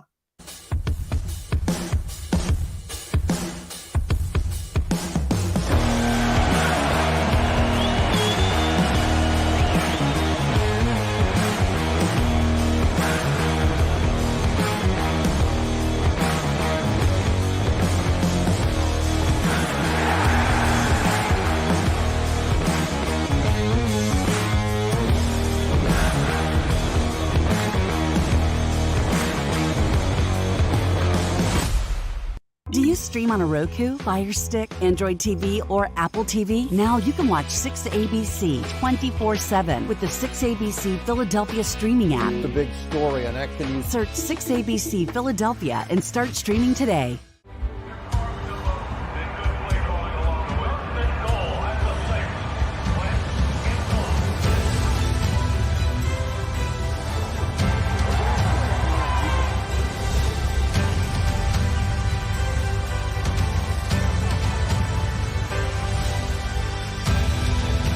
Field of life, First Trust Bank is there for you. Champions on 3. 1, 2, 3. Because Philadelphia dreams deserve a Philadelphia bank.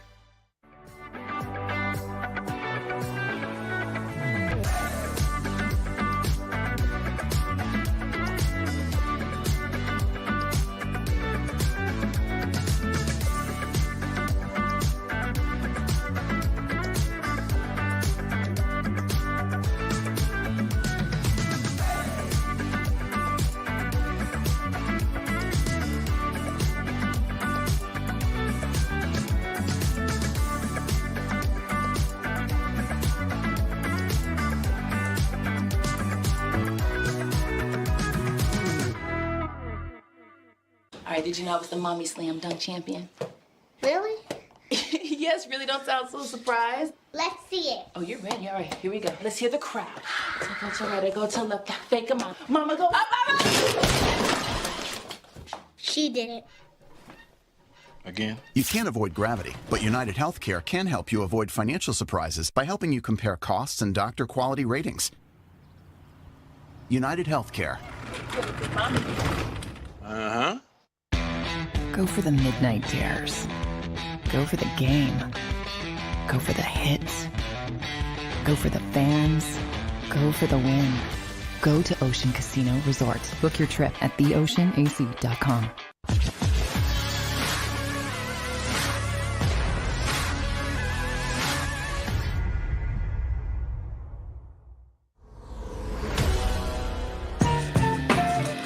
All right, we're back. Sports Day, JAKIB Sports YouTube Network. Oh, Gunner needs a timeout. What's the matter? I'm looking at the chat comments, and your guy Daz Deal said Gunner caught the donkey pox. What is a donkey pox?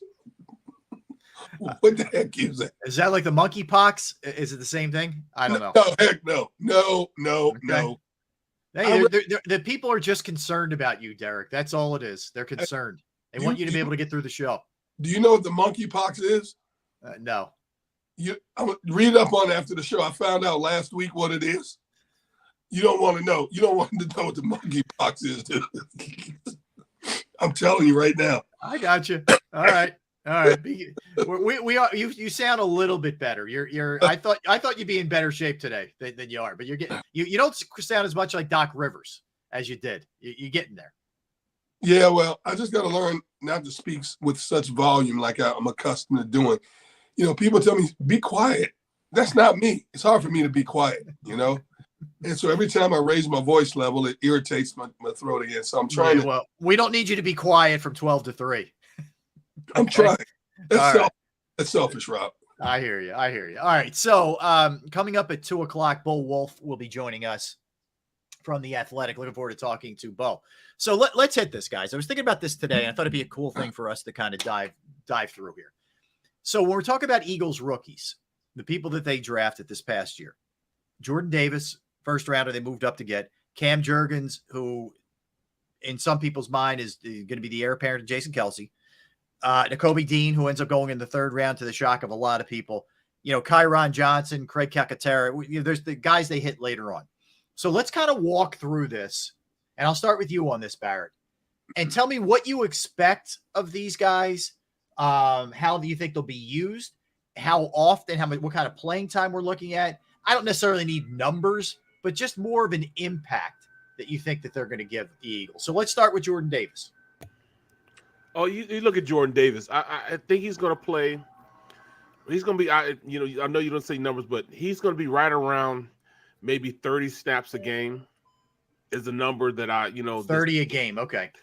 That could be obtainable for them if they go out and they play this multi-front type of defense that I think Gannon wants to run, meaning 4 down or 3 down, and putting guys in a position where, they can be successful. That's the biggest thing.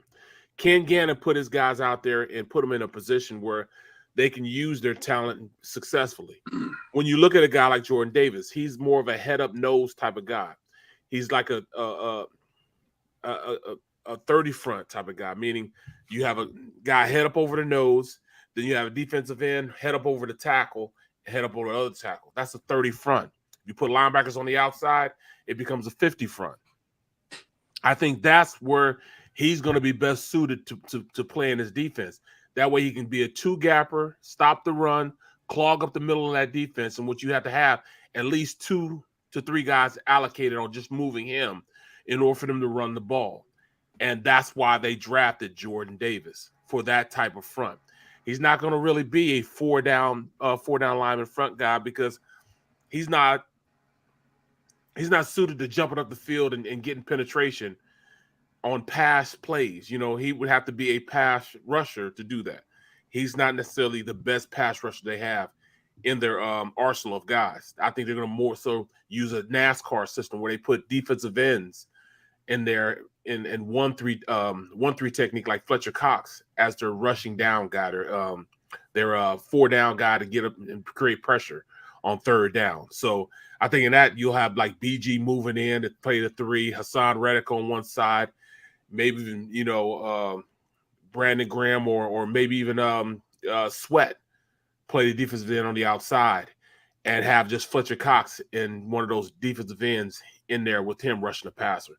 So Jordan Davis will get his fair share of opportunities to make an impact, more so really than any of the other draft picks. But hey, he's a first rounder.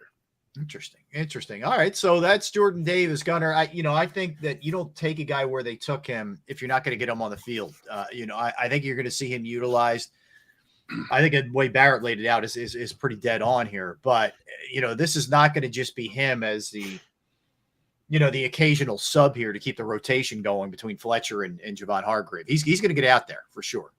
I think he's going to be on a limited number initially. I think his input is going to be predicated on 2 things: his weight, controlling his weight, and conditioning. Mm-hmm. Now, I think they're going to bring him along slowly in terms of how they utilize him to get him better acclimated to playing at this level. So that's why I said a few weeks ago, I thought he was going to play like maybe 30, 35% of the snaps initially.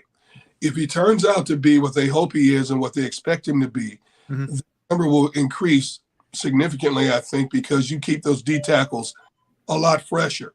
Like I said, you're not going to move him to the outside and have him rush from the edge like a Fletcher Cox. Yeah. He's what I call a warthog.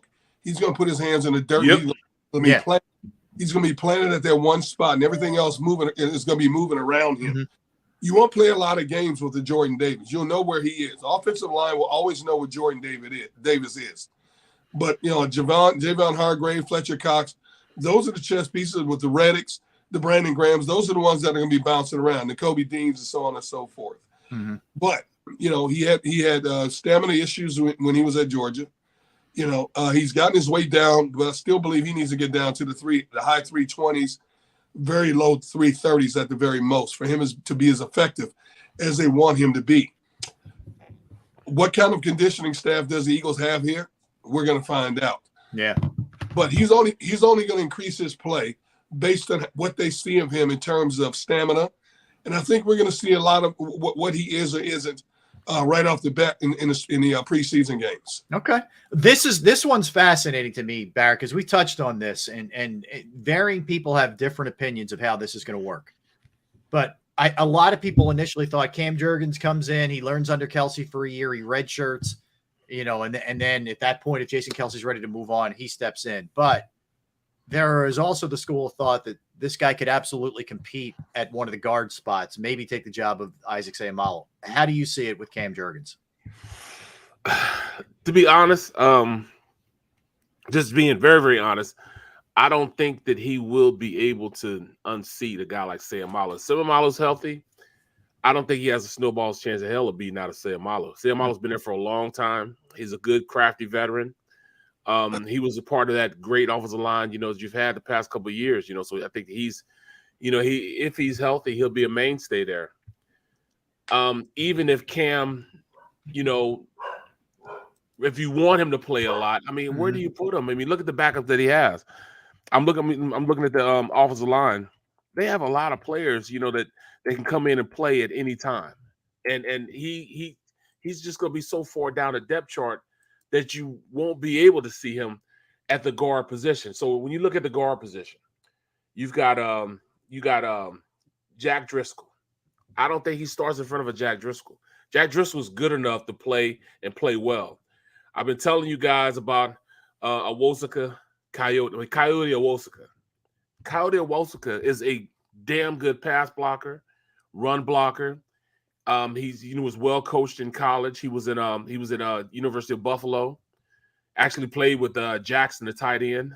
He was his guard. Really, really good player. So I don't see the room at guard position for him to come in and be that guard. That's just from what I look at when I look at the depth chart. Mm-hmm. No, look. Go ahead, Barry. I'm sorry. Finish your thought.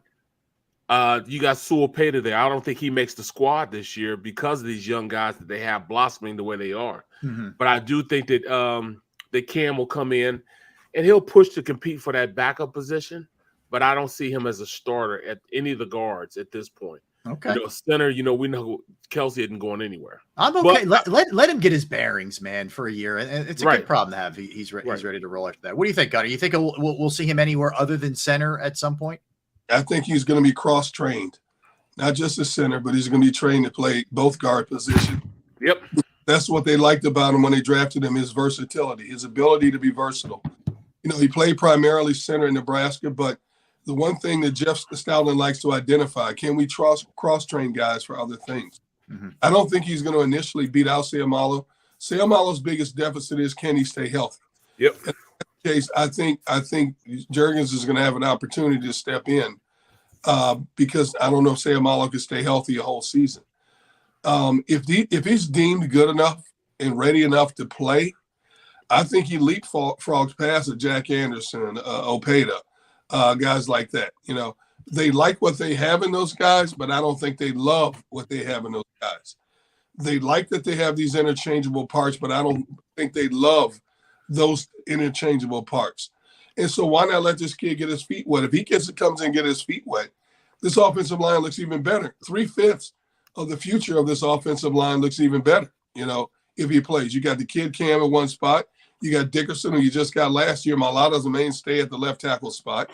Lane Johnson, he's still very effective, but you don't know how much longer he's going to be there. And Kelsey, who knows? This could be Kelsey's last year.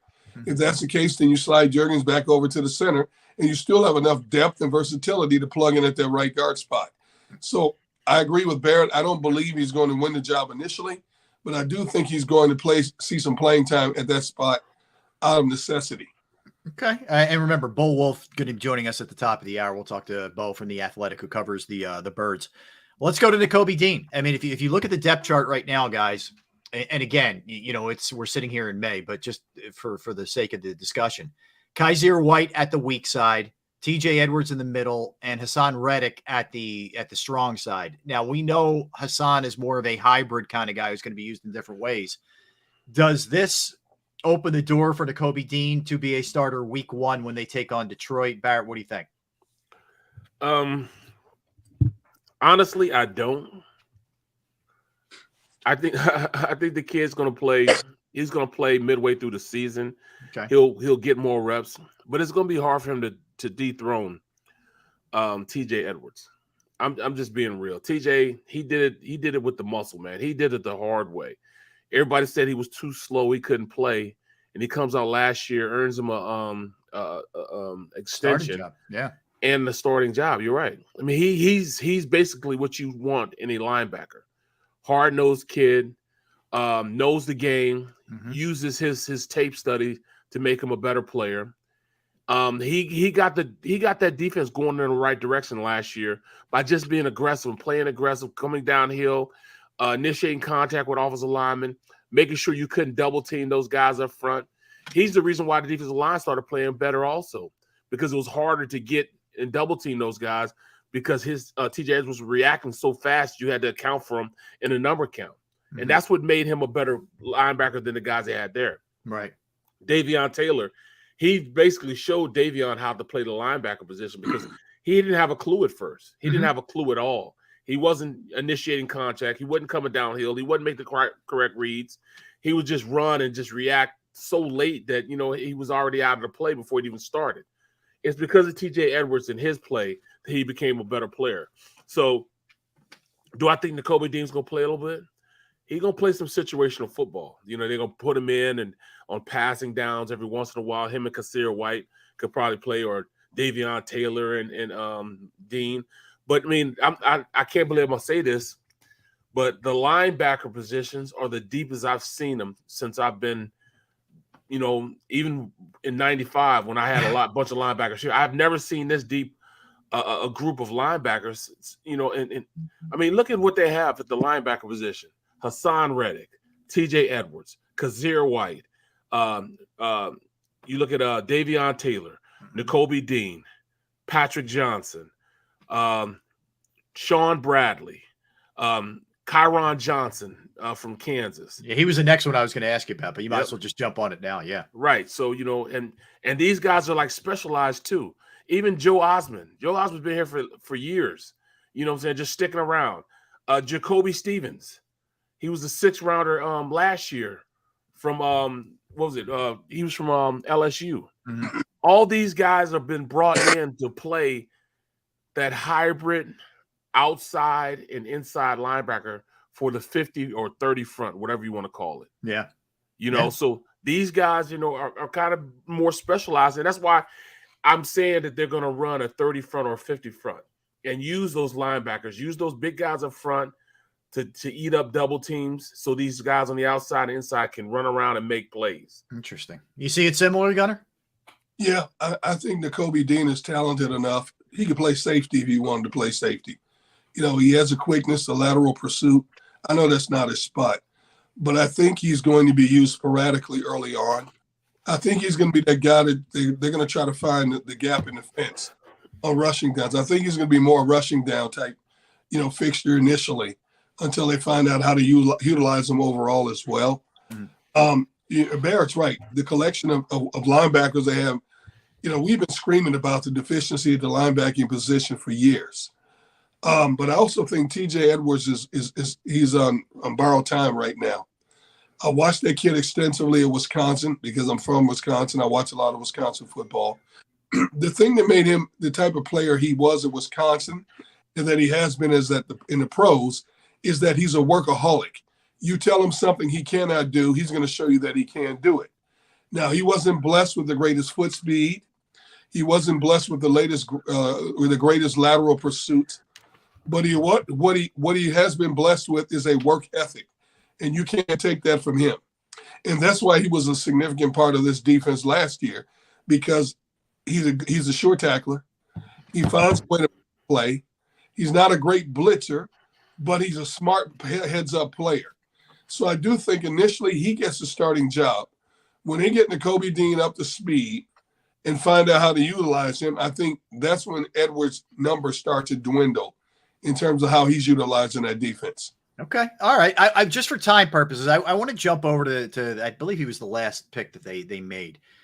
Grant Calcaterra. who is a converted tight end. He was a receiver at Oklahoma, bulked up, sat out a year. He had some concussion issues, came back. He's a tight end now. You get beyond Dallas Goedert, and there's some question marks there. Tyree Jackson hurt. Jack Stoll was more of a blocker last year. They don't appear to be loaded and have great depth at that spot. I'll start with you on this one, Derek. Does he have a chance to make this team? I think he does. I think the key in terms of backing up Goddard is Tyree Jackson. I think if he could stay healthy, this kid's 6'7", and has a wingspan of an airplane. And he showed flashes of what he could do in the preseason until he got hurt. And I think he could be used as a viable weapon. I don't know what his blocking skills are like because we haven't seen him yet. But I think Tyree Jackson is the key. As for the other kid, Calcaterra, you're right. That's a thin position. I don't know what they think about Jack Stoll. Stoll is a hard worker, but I think he's limited in terms of ability and what they could do with him. So I do think that Calcaterra could be your number 3 tight end. Jack Stoll could be your odd man out. That's interesting. That is really interesting. Yeah, I mean, I think it depends more. I think Calcaterra is definitely more of the Ertz kind of guy where he's not going to be a great blocker for you. Right. Is that. It's just going to be a matter of what your taste is, what your preference is there. Yeah, but see, the only thing about it, when you look at that, he's probably the only pure. He's the purest out of the tight ends, But I mean, I'm not counting Richard Rodgers because Richard Rodgers, he's the one really on borrowed time. Yeah, but I think has been for like 5 years. Right. They keep bringing him back, man. He's just, he's just like roaches, man. You try to get rid of him, you just can't. They keep coming back. They can survive a nuclear holocaust. That's how tough roaches are, bro. But you look at who they have. The tight end position, Dallas Goedert really doesn't have an equal or even being close to what you want at the tight end position as number 2. You have a guy in Tyree Jackson, like Gunnar said, he doesn't block. Jake Stoll, all he does is block. You know what I'm saying? So a mixture of the two, you get Grant Calcaterra. He is a tight end. Yeah. He does both. He blocks and he plays the game of tight end and can go out there and catch. He's got good hands. Think he does. Yeah. I think he does make the squad. I mean, this is crazy, man, but they might carry 4 tight ends into the season. Usually you just carry 3. Better be good on special teams. Right. So there lies the problem. Does Tyree Jackson play special teams? I didn't see him play special teams. Yeah, converted quarterback for people who don't know about Tyree from his Buffalo days when he was in college. Yeah. So I don't know. Can he play? Can he play? Getting a lot of comment section. What about J-Jaw? How could you guys forget J-Jaw when you're talking tight ends? That was by design. That was my point. That wasn't a mistake. Right. I wasn't trying to talk to him. He is not a tight end. Is he a receiver? I don't know. Yeah. Can he block on the edge? Yes, he can. Right. But it's no excuse to only have 3 catches in 3 years. It's ridiculous. Yeah, I hear you. I think it's sort of a Hail Mary they're throwing and just to see what happens. Let him bulk up and see what's up. But I don't foresee him being on this team. That's for sure. Yeah. So, obviously I think they're going to have impactful rookies like they did last year. Like I think these guys will play a role for this team for sure. And that's a good sign because for too many years, they weren't getting enough out of their draft picks and it was a matter of free agents and, if you made a trade or whatever the case may be. So I found that interesting. One other note to add to this, guys. I was reading Peter King today, and Peter King does a really good job with his football in America, football morning in America. It used to be MMQB was his old site. Yep. Mm-hmm. So he ranked all the teams. He had the Eagles number 9, and he said he thinks they're the best team in the East.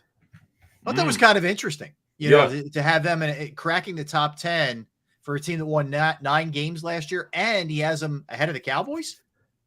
Pretty interesting. And we're talking about a quarterback. We're talking about a quarterback because I think that Dallas has the better quarterback, but yet and still he has them ahead. He has the Eagles ahead of even Dallas. To me, it's telling, man, that I really think once they got A.J. Brown, it really changed the dynamics of what they are going forward. Yeah. I mean, it really does. No, go ahead, Gunnar. No, I think when you look at this overall Eagles team, they're a lot better today on paper than they were back in, let's say, even mid-April. Mm-hmm. but I try to keep from getting too overzealous, too enthusiastic about the possibilities, because as we all know, sometimes these aspirations let you down. Yeah. I think it's a growing process in terms of how quickly it comes together. Teams don't practice for long period of times like they used to. Right. That's huge. Yeah, that's huge. You're bringing in new pieces to the equation. You're not going to learn everything you need to know about what a pass catcher likes to do. AJ Brown, as much as Jalen has to learn AJ Brown has to learn him as well. And that's a huge factor. And a lot of times, because every scenario is different, week to week, it could change in terms of them being on the same page. So it's going to take a little while for them to get on the same page.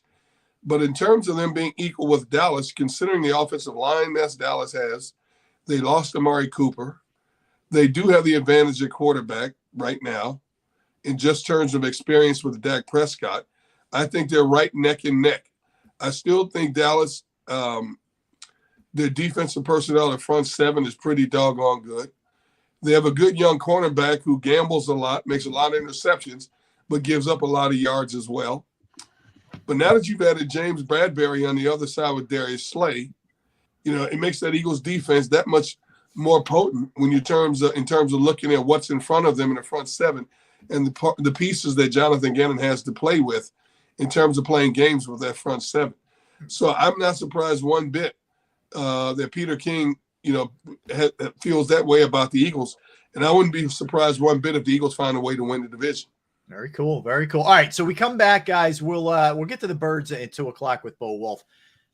I'm going to ask you about trust issues when it comes to the 76ers. I don't trust you. I don't trust them either. That's for sure. But we'll do that when we get back. Don't go anywhere. Bo Wolf from The Athletic at 2:00. We'll come back. We'll talk a little Sixers. A little later in the show, we'll get into the NBA playoffs, etc., and cover a lot more ground. That's for sure. D. Gunn, Barrett Brooks. I am Rob Ellis. We are Sports Take, JAKIB Sports YouTube Network. I got to tell you about the folks at Pro Action Restoration, because if you have a home or a business and you've experienced the inconvenience of water, of fire, of smoke, mold damage, etc., look, man, it is scary stuff, right? And I know how trying it can be. I went through it myself. Pro Action is on call 24/7 to assist. Anytime, day and night, you need help, they will be there. I went through this at my parents' house with some water damage, and they got there quickly. They cleaned up the place. The crew was professional, clean, and guess what? The price was very, very reasonable. They are licensed, bonded, fully insured. They serve the tri-state area, and they have been for more than 2 decades. Pro Action will work in conjunction also with your insurance company. When that price, can get crazy, they will work with your insurance company. Whether it's water, fire, smoke damage, mold remediation, you name it, they can handle it. Just give them a call, 610-623-3760, or email them at proactionrestoration.com.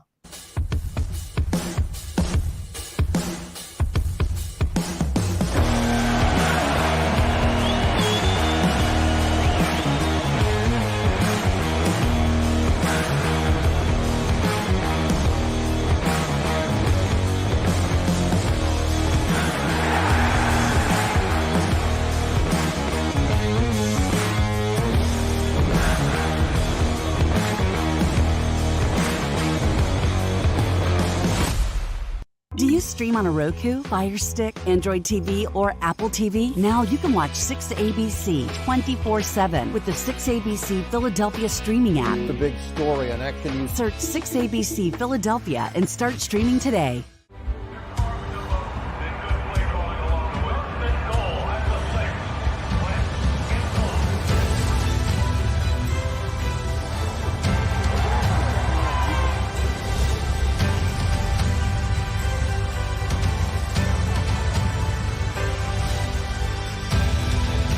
Field of life, First Trust Bank is there for you.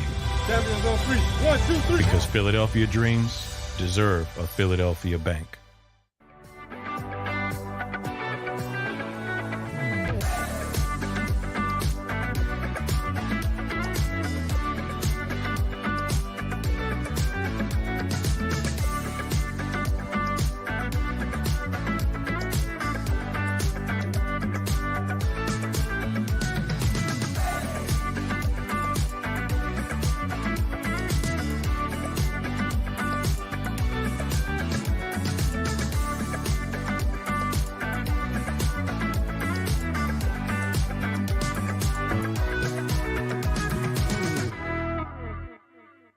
right, did you know I was the mommy slam dunk champion?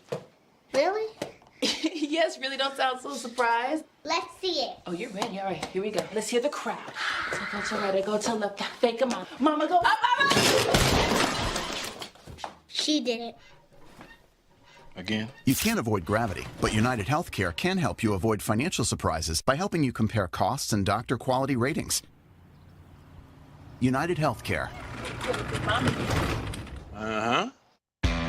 Go for the midnight dares. Go for the game. Go for the hits. Go for the fans. Go for the win. Go to Ocean Casino Resort. Book your trip at theoceanac.com.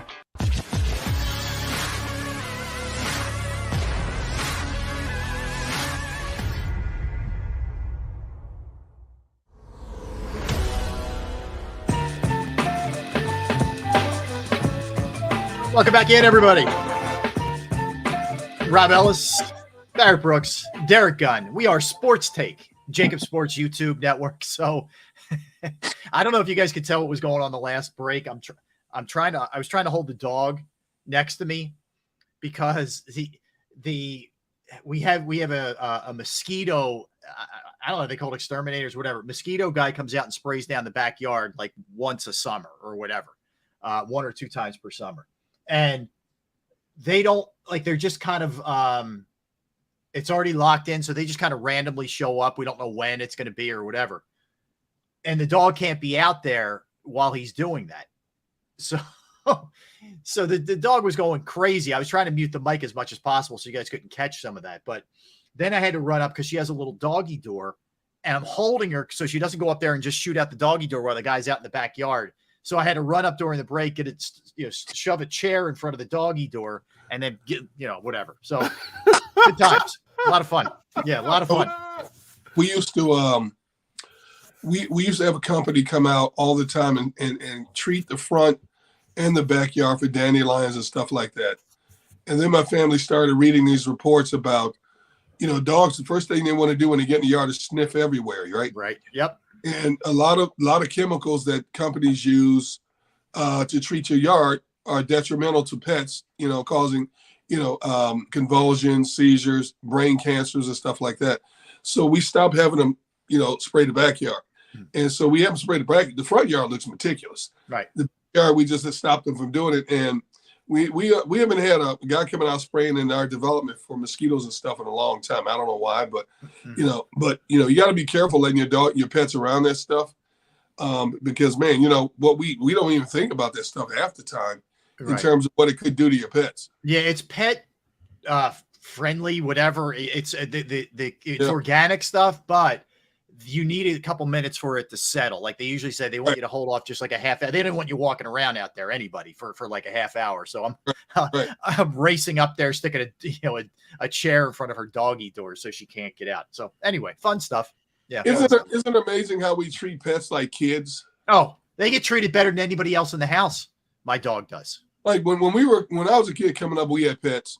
Yeah. We didn't have to worry about getting dogs annual shots for, diphtheria, kennel cough. Who came up with the term kennel cough? We can't even put our dogs in a kennel when we go away unless they're updated with the kennel cough shots. Yeah, it's pretty bad, man. It's kennel cough is almost like pneumonia for us. You know what I mean? Okay, like what Gunner's been going through. Yeah, Gunner's got kennel cough right now. Yes, yeah. All right. Yeah, there you go. All right. So I wanted to sneak in a little Sixers here. We have we'll talk about the Eastern Conference and Western Conference Finals around 2:30. But we're sitting here on the cusp of what could be a very important offseason for sure for this team. And by the way, Mark Stein from Bleacher Report is reporting that the Lakers still have interest in Doc Rivers. That door is not completely shut. So hey, look, they having interest and him being interested could be two different things, but it's interesting that that's still out there. So for what it's worth, and Mark Stein's pretty reputable NBA reporter. So just keep that in mind when we're talking about this. So I thought we dive into a little trust issues here with this team. I'll start with you, Barrett, on this one. Daryl Morey, trust level that he will do the right things to get this team beyond the second round. It's complicated with Harden. It's complicated with a lot of things. But what's your trust level in Daryl Morey? I'm sorry, guys, but I do trust him. I do. I've never been a James Harden, really a fan of James Harden. Not like, way everybody looked at him was when Google and Gaga over him when he left Houston. We were trying to get him here. Even then, I didn't see him as somebody that would fit in with the Sixers in the way they played. I never have been a fan of him. I mean, he can shoot.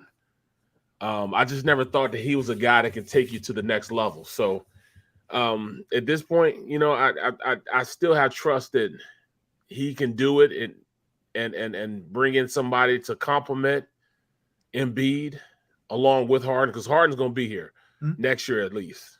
So I really think that, he'll find somebody to bring in another shooter that can open it up for these two and make them better players. So I have confidence in that. You do have confidence. And do you think he will give him an extension? No. Harden. I don't think they'll give Harden an extension. Absolutely not. Okay. Derek, what do you think? I'm going to trust his pedigree. I mean, I understand his love for James Harden, but, in terms of making the right business decision, we're going to see James Harden in the 76ers uniform for next season. Yep. He's going to get his $43 million, whatever the heck it is. But I don't see them signing him to a $265, $75 million max contract. I think that would destroy what they're trying to build around the likes of Joel Embiid, Tyrese Maxey, and other young players that could come through the fold. You cannot give that man, a max contract. James Harden was a phenomenal player. James Harden right now is a good player. I don't think James Harden will ever be the player he was overall again. And that's no knock against him. It's just Father Time is taking its toll. I think James Harden can be a valuable asset to this team next basketball season. But you cannot handcuff yourself in terms of locking him up when you got to pay Embiid, when you got to pay a few other players down the road, because then it's going to severely limit your ability to go out and keep adding pieces to try to make this equation that much better. So I'm going to say I trust them at this point, that they're sitting behind closed doors, him and Elton Brand, and they're going to make these smart business decision in terms of how to handle James Harden moving forward. I don't trust him. I don't. I think he's blinded. Why are you sorry. Why? I'm sorry. Why? I'm just saying. I think he's blinded by his love of James Harden. I think he will extend James Harden. I think, and it's going to be an epic mistake. And I think he's going to star hunt again and probably trade somebody like Tyrese Maxey for somebody like Bradley Beal who can't stay healthy. And I think you're looking at an awful defensive team and a team that's going to have to score 120, 140 points per game just to win. And I think it's a mistake.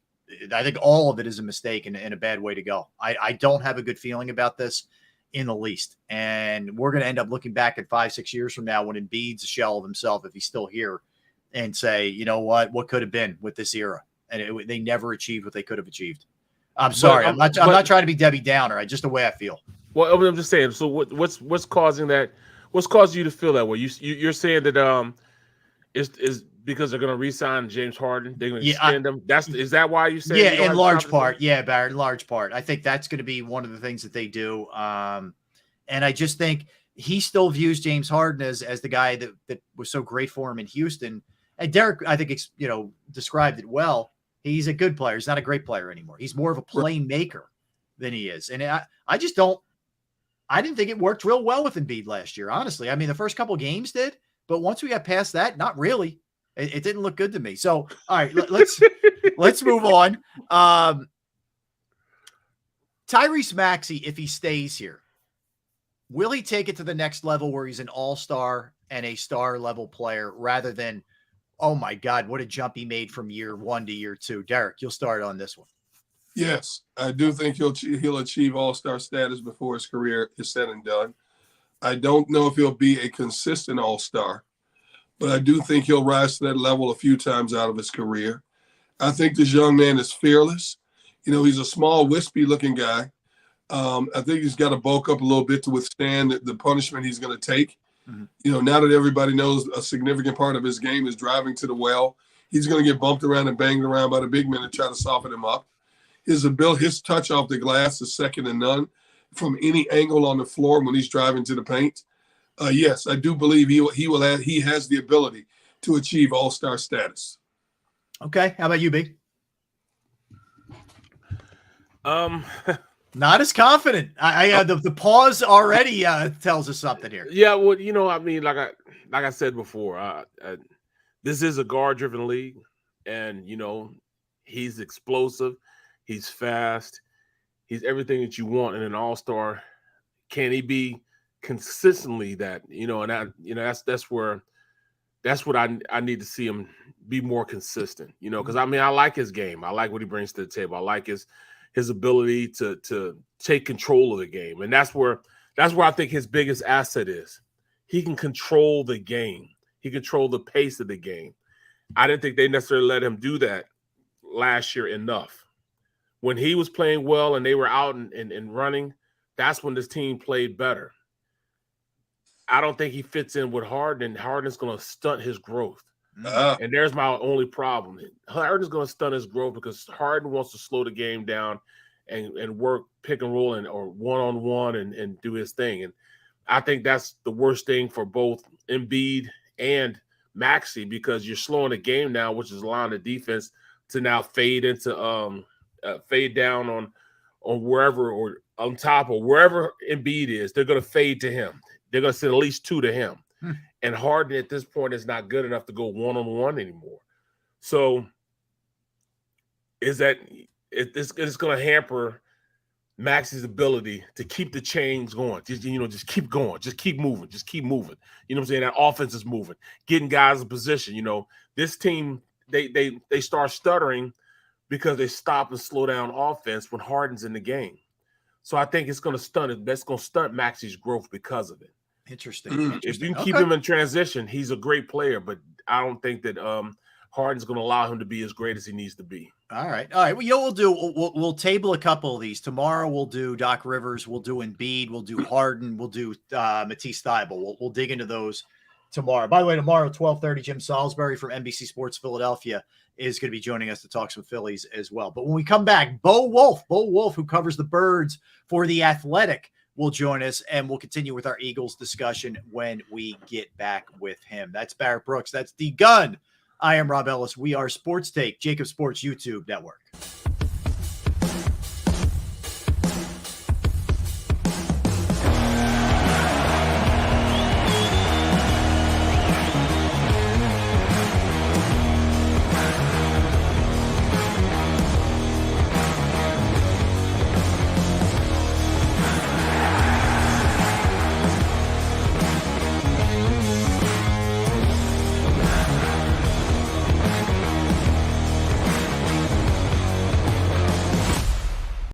Stream on a Roku, Fire Stick, Android TV, or Apple TV? Now you can watch 6ABC 24/7 with the 6ABC Philadelphia streaming app. The big story on Action News. Search 6ABC Philadelphia and start streaming today.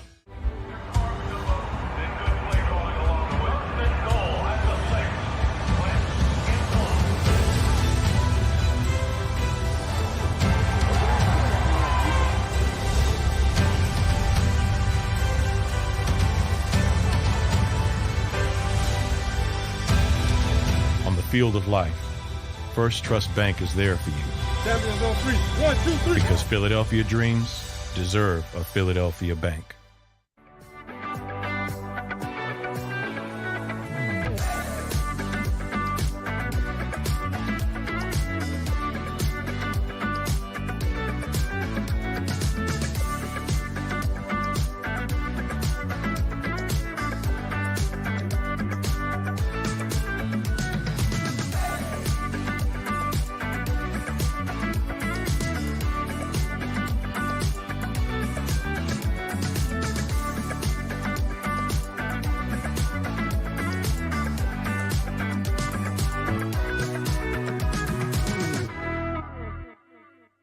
Did you know I was the Mommy Slam Dunk Champion?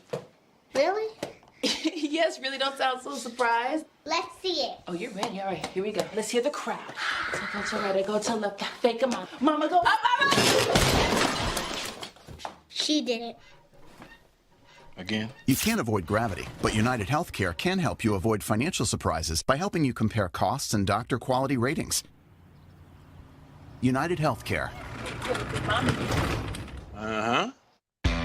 Go for the midnight dares. Go for the game. Go for the hits. Go for the fans. Go for the win. Go to Ocean Casino Resort. Book your trip at theoceanac.com.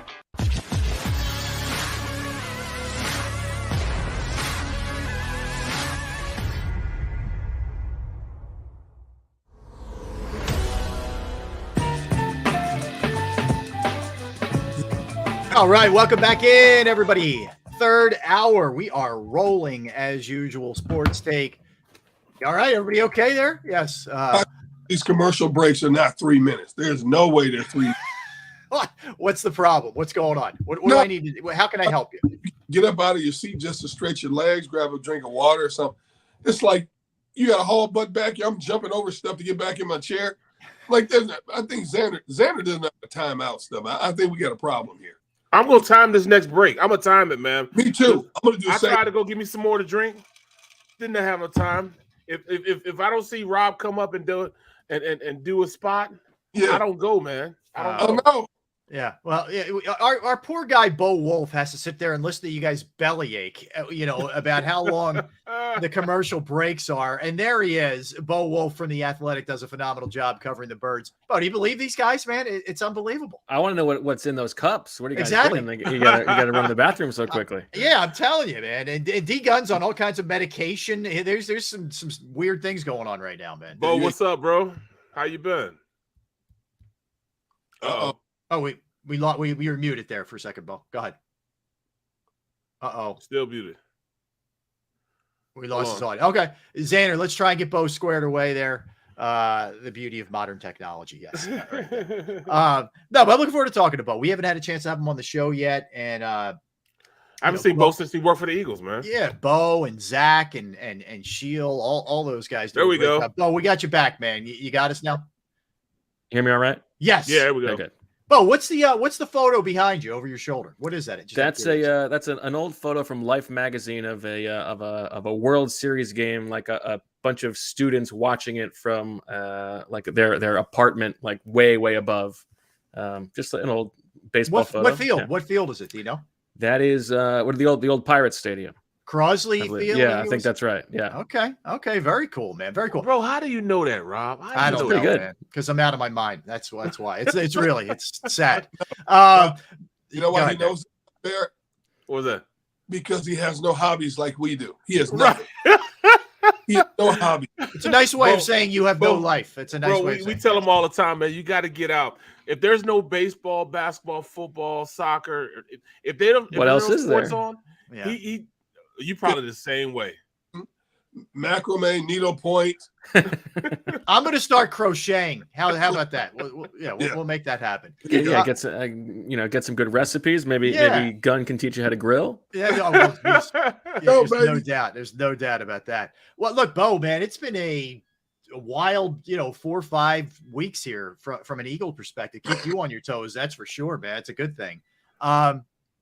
I'll just ask you kind of basically, did you think that we would see this kind of activity and this kind of aggressiveness from this team this offseason, considering they maybe weren't quite sure about Jalen Hurts? Did you think they would be this aggressive?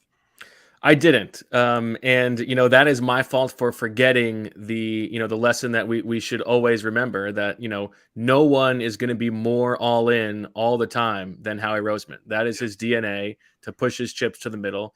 And I think what has been impressive about what he's done this offseason is that it has been unlike some of the, win now things he did in the post Super Bowl run, when it was sort of bringing guys back or committing to future years for older players. What's been so impressive about what he's done this offseason has been either, younger players like AJ Brown, like that move is fantastic and sets them up well for the future, or it's short-term commitments. Like, James Bradbury is not even that old. He turns 29 this summer, but that's a 1-year deal. Hassan Reddick is younger for a free agent than you might find. He's 28 years old. I think that has been impressive to me, that he's been able to remake this roster and keep it young still. So that is maybe one of the lessons he has learned from the post Super Bowl decline.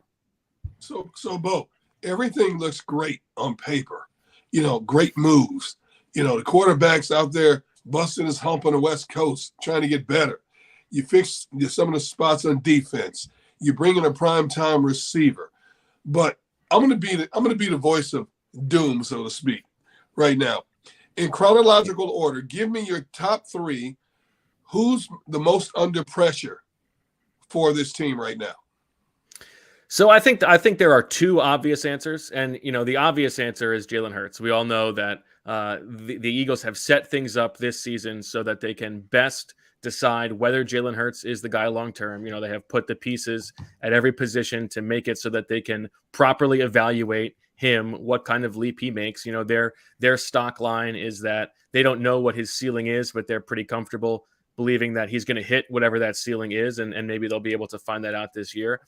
I think, we know that they've got the 2 first-round picks next year. They're set up well cap-wise. If they want to make a run at a quarterback next offseason, they can do so. I sort of feel like it's more likely to be a veteran than trading up in the draft for a guy. That's just my sixth sense on that. But I don't think that Jalen Hurts has to be that good, has to make that much of a leap for the Eagles to win the division necessarily, because the roster is in such good shape. Although I sort of agree with you, Gunn. It's like the contrarian in me. It's now everybody's talking about how good the Eagles roster is that I have to think, okay, well, it's not going to be that easy. We've been through enough off-season wins to know that. I think that on defense, Jonathan Gannon is in a very similar position to Jalen Hurts. And I think that they have now filled out the roster where he has everything he should need, right? They have upgraded at all 3 levels. Linebacker has been a huge upgrade. That pass rush that was second worst in the league last year has been buttressed, and James Bradbury gives them a better complement on the outside than they had last year.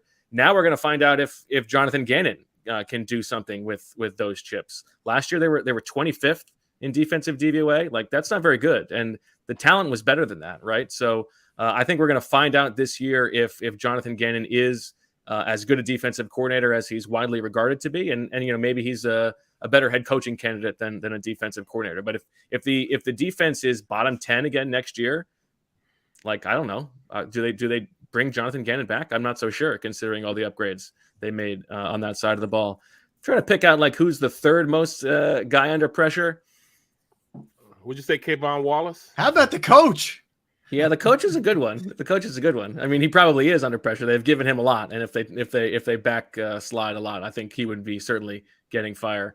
I was going to say maybe Miles Sanders, just because he's entering a contract year. Yeah. Yep. And I'm not so sure that the Eagles want to commit to him long term, or to any running back long term rather. So he's probably the player on the starting caliber level who I think is sort of under fire. Yeah, Bo, is that, you just kind of touched on it, but is it more of a reflection of there's no need to put a lot of money or long-term into that position, or is it kind of like Miles Sanders? We don't love Miles Sanders. I think it's a little bit of both. I don't think they're afraid to invest in the position resource-wise. I think they would use an early round pick, a second or third round pick, like they did on Miles Sanders. But the history of second contracts for running backs is so bad, and they're going to be aware of that I think they would be they're going to need to love him, as you say, in order to do it. And then I also think there are 2 things. One is where if Jalen Hurts is the quarterback, he is sort of like a skeleton key to open up the running game for everybody else. And you don't necessarily need to invest quite so much at that position. And the other thing is Miles Sanders is a finicky player, right? He led the team in yards per carry last year, but if you look at the success rate, he was worst on the team. So he is very much by the numbers and by our eye test, right? A boom or bust running back. He misses holes all the time to try to bounce stuff outside. And sometimes that means it's a 75-yard touchdown run. And sometimes it means, it's 1st and 15. Yeah, you're right, man. He's a joker, man. 2nd and 15, rather. He's a joker. He can make us look real good, or he can make the offensive line look real bad, man. It just depends on, his reads, man. So going forward, health and trying to bounce everything. Those are my 2. Well, you tell me, Bear. How frustrating is that for an offensive lineman if you create the hole that you're supposed to, and he doesn't follow it? It's either I played with guys that, you know, either got to the hole and just didn't take it, or I played with guys who couldn't get to the hole, but see the hole where it's supposed to be at, you know. So it's kind of crazy, man. You say that, man, because it is a position that they don't value, number one, but it's also a position on this team that's more valued than other teams with the amount of times that they run the rock and what they've invested in the offensive line to make sure that you can run the rock. So that's, you know, that's tough, man. But I want to talk, you know, go to the other side of the ball a little bit, you know, and everybody's talking about this safety position and how they need to go out and get another safety. I've been saying for the past couple of weeks, you know, for the past month now, that I think they're comfortable with Marcus Epps. I think he's the guy that they want to play. He played substantially last year. I think there's Kayvon Wallace is on the hot seat. I think he's the one that's the X factor. He's the joker. He's the one that has to go out there and make the most, to me, the most improvement on this defense in order for this defense to work, for it to run. I think that's interesting. And I'm with you that they like Marcus Epps. And I think, you know, we do have to remember that, like, this position in the defense last year, that the safety spot, like, there was not a lot asked of that position, right? Jonathan Gannon was having them play so far deep. And I think that it's a conscious decision on the Eagles' part for this defense that if they're going to go light somewhere, it is safety. But I have a little bit more confidence in Marcus Epps than I do in Anthony Harris, I think, because, you know, Marcus Epps is an ascending player. He's a young player. And I like what he did last year, whereas Anthony Harris is in the decline phase of his career. And so you're hoping that, like, one guy is going to pass the other on their way down. But Kayvon Wallace, I mean, listen, they played a lot of free safety looks last year. Yep. I mean, not a ton, but they rotated those guys. And if you want to spell Anthony Harris, you're going to need a third guy. And Kayvon Wallace is definitely on the hot seat in terms of playing time. I mean, he has been each of the past 2 years, like, it's been a good training camp, and then he gets nicked up and he can't really get on the field on defense. And so, yeah, it is. I think it is sort of, you know, put up or shut up time for Kayvon Wallace. Hey, Bo, how much does the potential of Tyree Jackson intrigue you? Well, it does. You know, the late season torn ACL is tough, and I think that's why they drafted Grant Calcaterra. But I think it's definitely intriguing. You saw in that the week 18 game, rather, what he could do with Gardner Minshew. I think what's interesting is that I think by the numbers, the Eagles were the best offense in the league last year with 12 personnel, with 2 tight ends on the field.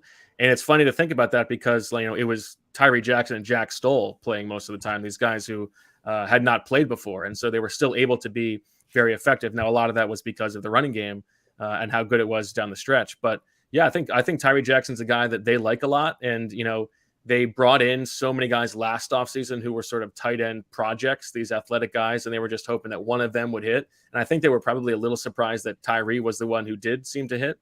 But I think they do have high hopes for him. I'm not sure exactly what his timetable is. I'm not sure that he'll be ready for the start of the season. Well, how big a game changer is A.J. Brown for the offensive side of the ball?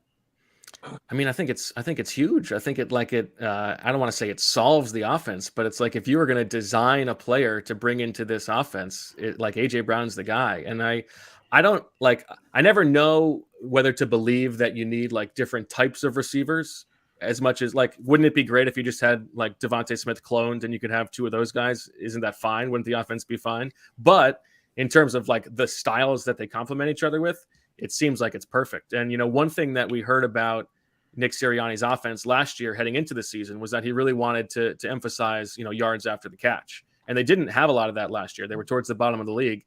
And if you're going to add a guy, it's like it's Deebo Samuel and A.J. Brown, the 2 best yak receivers in the league, basically. And so he gives them a totally different dynamic on offense. I think he obviously takes away attention from Devontae Smith and Dallas Goedert and even Quez Watkins, who I think had, like, an underrated year last year. I think as a number 3 receiver, like, those top 4, Goddard and those top 3 receivers, it's hard to think of, like, a deeper top 4 in the league. And so, yeah, I mean, it all goes back to we're going to really find out about Jalen Hurts with what he can do with those. Well, all right. So let's just stay on that for a minute. Do you think, and we all know he adapted his offense last year because they were limited in weapons and they went to the running attack.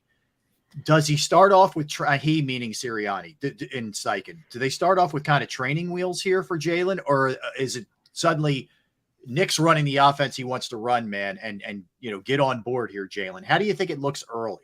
Good question. It's a good question. I think his answer would be that he wants this offense to be unpredictable, that they can sort of change their personality game to game based on the matchup. Like sometimes they could be that run heavy team like they were down the stretch last year. And sometimes they can be, spread it out wide. We've got 4 dynamic receivers. Let's throw the ball, sort of like they tried to do in the beginning of last season. I think, this is one of those things where, again, it's like, I don't know whether to believe that this matters, but this emphasis that this is the first time that Jalen Hurts has had the second year in an offense since high school. I think they're not going to be training wheels. I think they want to be able to give him more on his plate to handle, and sort of going back to deciding whether he's the guy. Can he handle that more being on his plate in terms of pre-snap reads and stuff like that? Does Whiteside have a chance? And of making this team this year? They move him to tight end. You look at the structure of the tight end situation right now. They drafted Calcaterra. We think Tyree Jackson's going to come back eventually. They like Stoll. Stoll's okay, yeah. Yeah, is Whiteside riding on borrowed time right now? I mean, I think probably. I think they like him. Sirianni likes him as a guy because he does everything he wants him to in terms of buying into the competition and fighting for his spot and sort of accepting his role and his athletic limitations. I think he's certainly got a better shot to stick at tight end than he would have at wide receiver. Yeah. Like, who's more likely to make the team, Arcega-Whiteside or Jalen Reagor? I mean, I guess Reagor, but maybe it ends up going back to Tyree Jackson. Like if he's on PUP to start the year, maybe that opens a spot for JJ. All right, you brought up Reagor. What does this look like for him? Because you're looking at a depth chart with your first 2 here that are obvious, Devontae and AJ, and then you throw a bunch of other guys in there, Quez Watkins, etc. How do you think this looks for him? And will they admit that mistake, Bo, is the biggest question, because it's only 3 years ago where you took him ahead of Justin Jefferson.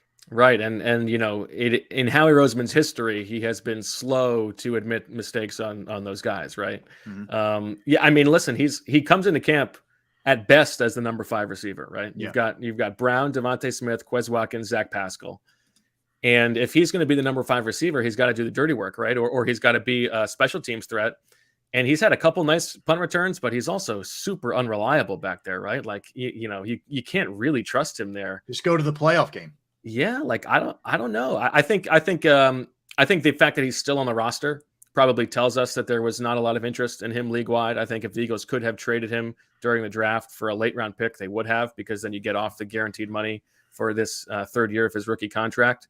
So I think that means he's probably in camp to compete. And like, I don't know. I'm not so sure he's going to make the roster. I mean, it depends on if he can be a little bit more reliable for them, but I think right now, like, I would go slightly less than 50% that he's on the team, but it's sort of right on the bubble, I think. Do you think the Eagles are better than the Dallas Cowboys on paper right now? I do.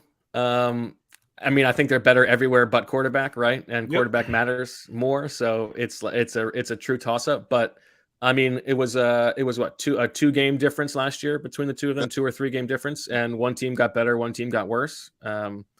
So I would say, I do think the Eagles, I would make them a slight favorite. But again, I go back to the same thinking as you, Gunn. Like, I've been through enough, like, the Eagles had a great offseason and then it doesn't turn out well to know that the fact that I think they're going to be good means they probably will disappoint. We debated the rookies a little bit earlier in the show, Bo, and we were looking at a couple guys, but kind of mixed reviews on how much we thought Nakobe Dean was going to play. Do you see him as a starter? Do you see him as a guy who gets a lot of reps this year? I think so. I think he's going to, I think those 3 guys, him, Kaiser White, and TJ Edwards, I think they're all going to play like maybe close to an equal amount. I don't know exactly how they're going to split up that playing time, but Kaiser White is a guy who like before free agency started, I was like, this guy makes a ton of sense for the Eagles, a coverage-based linebacker, a former safety who had a very good year last year. And like, it was one of those things where the longer he lasted, it was like, why is he still available? Why didn't the Chargers want him back? But I think he's probably penciled in to be the primary, passing down linebacker, balancing out some of TJ Edwards' athletic limitations. But I think Nakobe Dean, the Eagles are insistent that there's nothing to worry about with his shoulder in terms of being on the field right away. He was on the field in rookie minicamp for whatever that's worth. I think he's going to play, and I do think he's going to play a lot. I think it wouldn't be a shock to me if he ends up leading them in snaps, although I don't think it'll be sort of an every down level. I think those three guys, they'll have sort of different packages for them and rotate them around. Well, let me ask you this then, stay on the defensive side of the ball. Do you think Gannon plays more 4 down front or 3 down front? I think they're signaling that it's going to be more odd fronts. And I think that's part of the Jordan Davis pick. I think that's, obviously adding Hassan Reddick. And there was, Hassan Reddick had a little interesting tidbit in his press conference the other day when he mentioned that the outside pass rushers, the edge guys are in a separate room. They have a separate position coach, Jeremiah Washburn, then the defensive linemen and then the linebackers, which is different than last year. Last year was just the defensive line and the linebackers. And so that has been codified so that it is different. And I think my expectations are that they're going to play more odd fronts. I think they wanted to play more than they did last year. And, we saw it in training camp. And then I think Gannon just realized that the personnel wasn't quite ready for it. And I think some of the moves that they made this offseason was to prepare to be playing a little bit more odd front than even front. I think Fletch didn't want to play that. Fletch didn't want to play that defense, remember? Yeah, which is why I'm surprised he came back. Right. That's why I don't understand it either, man. It's the one move of the whole offseason that I still I'm surprised that the whole thing doesn't make sense to me, but I don't know. At a pretty good rate too, Bo. I mean, I that's one of the things I was going to ask you is, do you see him bouncing back? I mean, look, I don't expect him to be the same guy he was 5-6 years ago, but he really fell off a cliff last year. What do you see from him?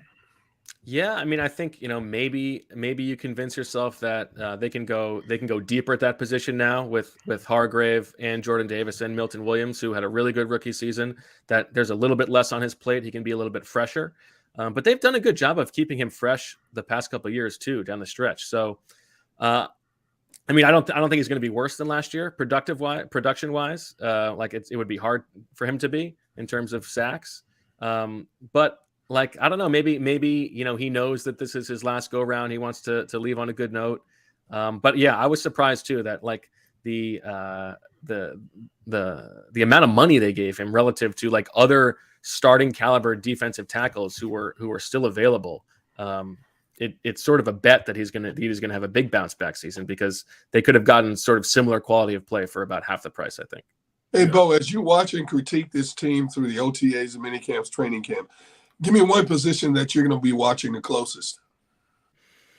I mean, I guess all eyes are on safety, but it's hard to pay attention to safety enough, in practice without seeing what else is going on. So it's a harder position to judge.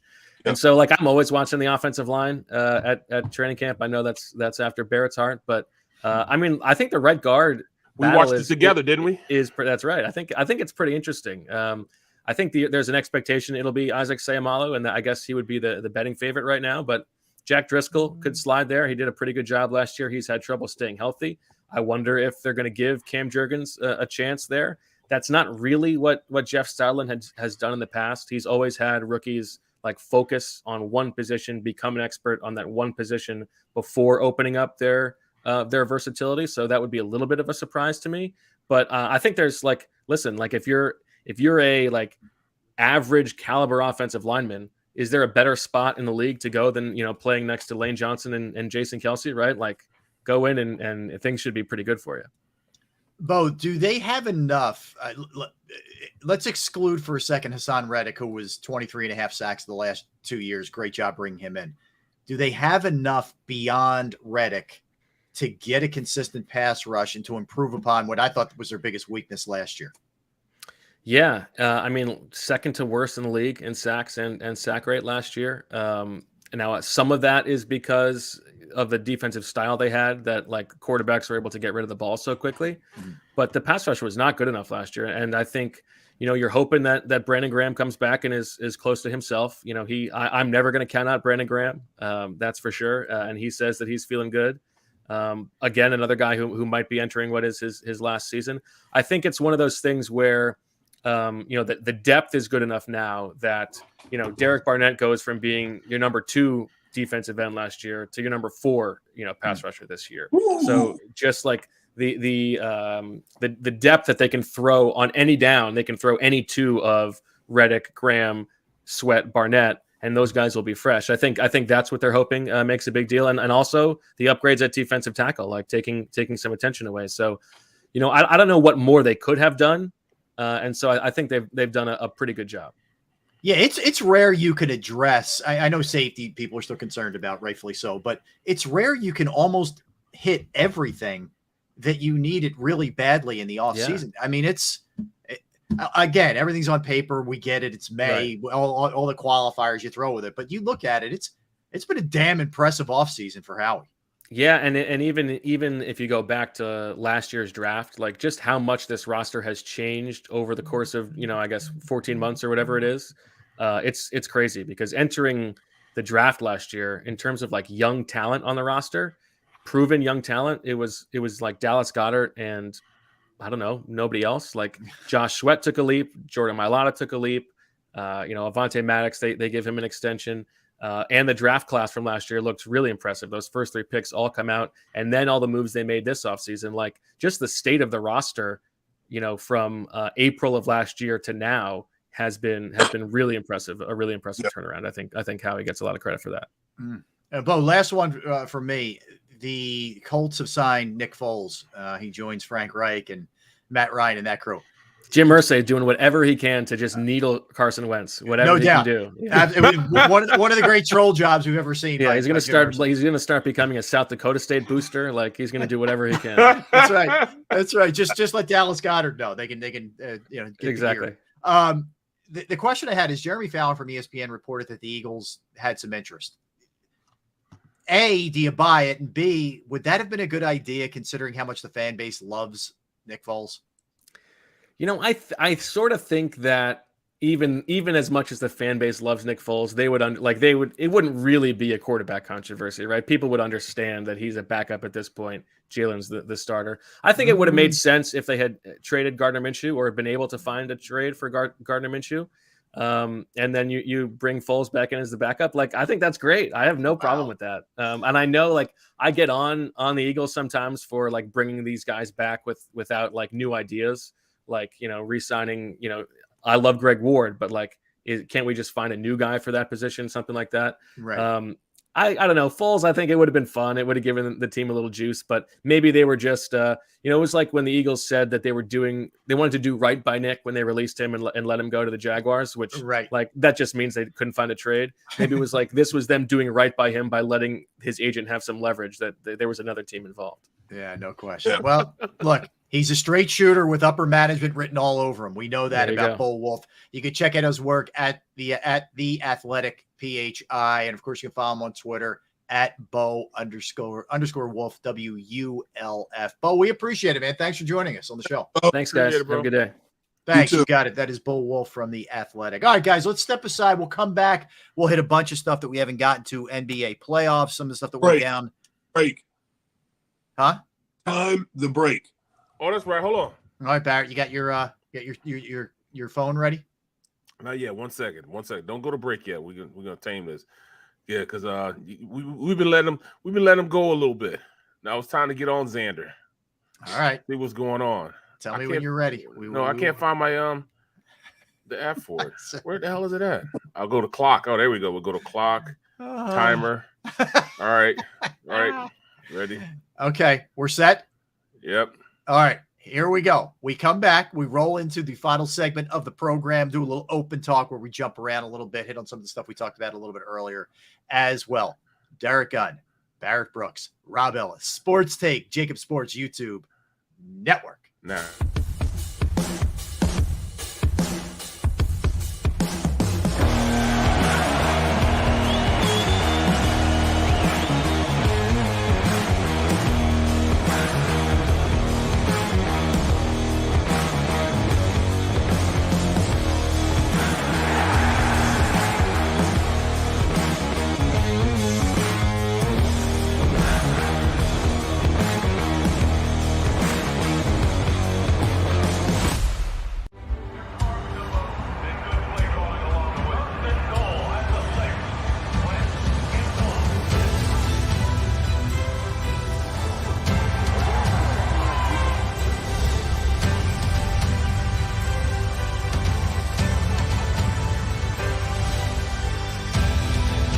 field of life, First Trust Bank is there for you.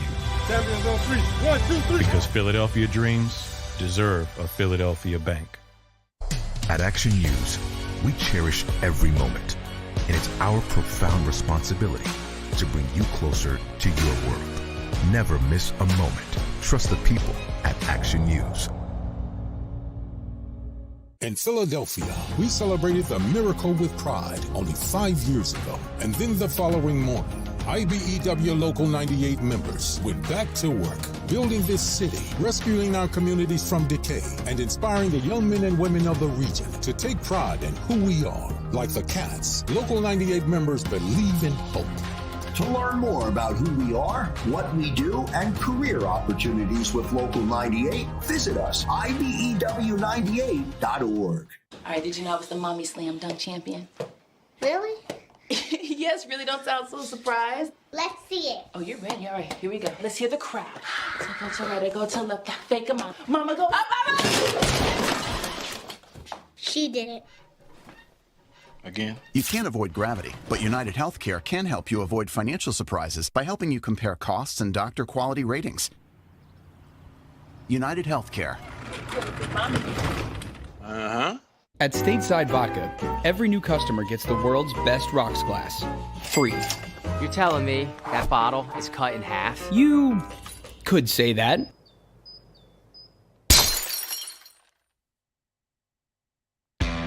Go for the midnight dares. Go for the game. Go for the hits. Go for the fans. Go for the win. Go to Ocean Casino Resort. Book your trip at theoceanac.com.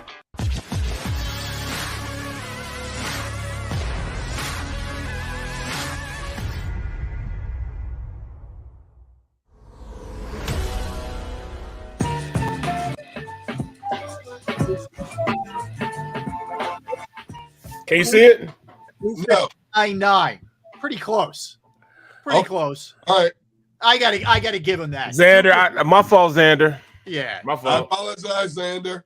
I'll never doubt you again. I won't say never, but I'll your future. I believed you, Xander. All right. Those guys, ye of little faith, Derek and Barrett. But that was, hey, man, you timed it. He was on the money. All right. 259.9 is correct. That's there. That's there. So we're back. Welcome into the final segment, Sports Take. Rob Ellis, Derek Gunn, Barrett Brooks, JAKIB Sports YouTube Network. All right, so guys, NBA tonight. This is a biggie. Game 4 between the Celtics and the Heat. This game is in Boston.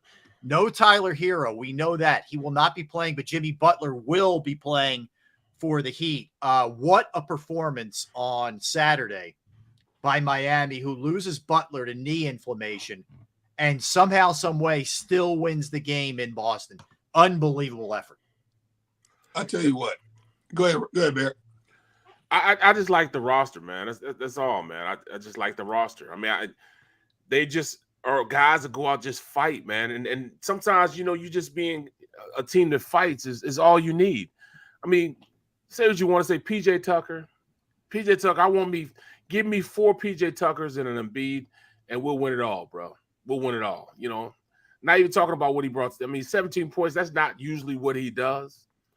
But his tenacity and his fight, man, that's what gets him over the top, man. That's what makes that team a good team, bro. Yeah. Yeah, they to me, they may not win the whole thing or whatever, but they define tough. That is a tough team for sure. Yep, exactly. And Lowry coming back and playing almost 30 minutes.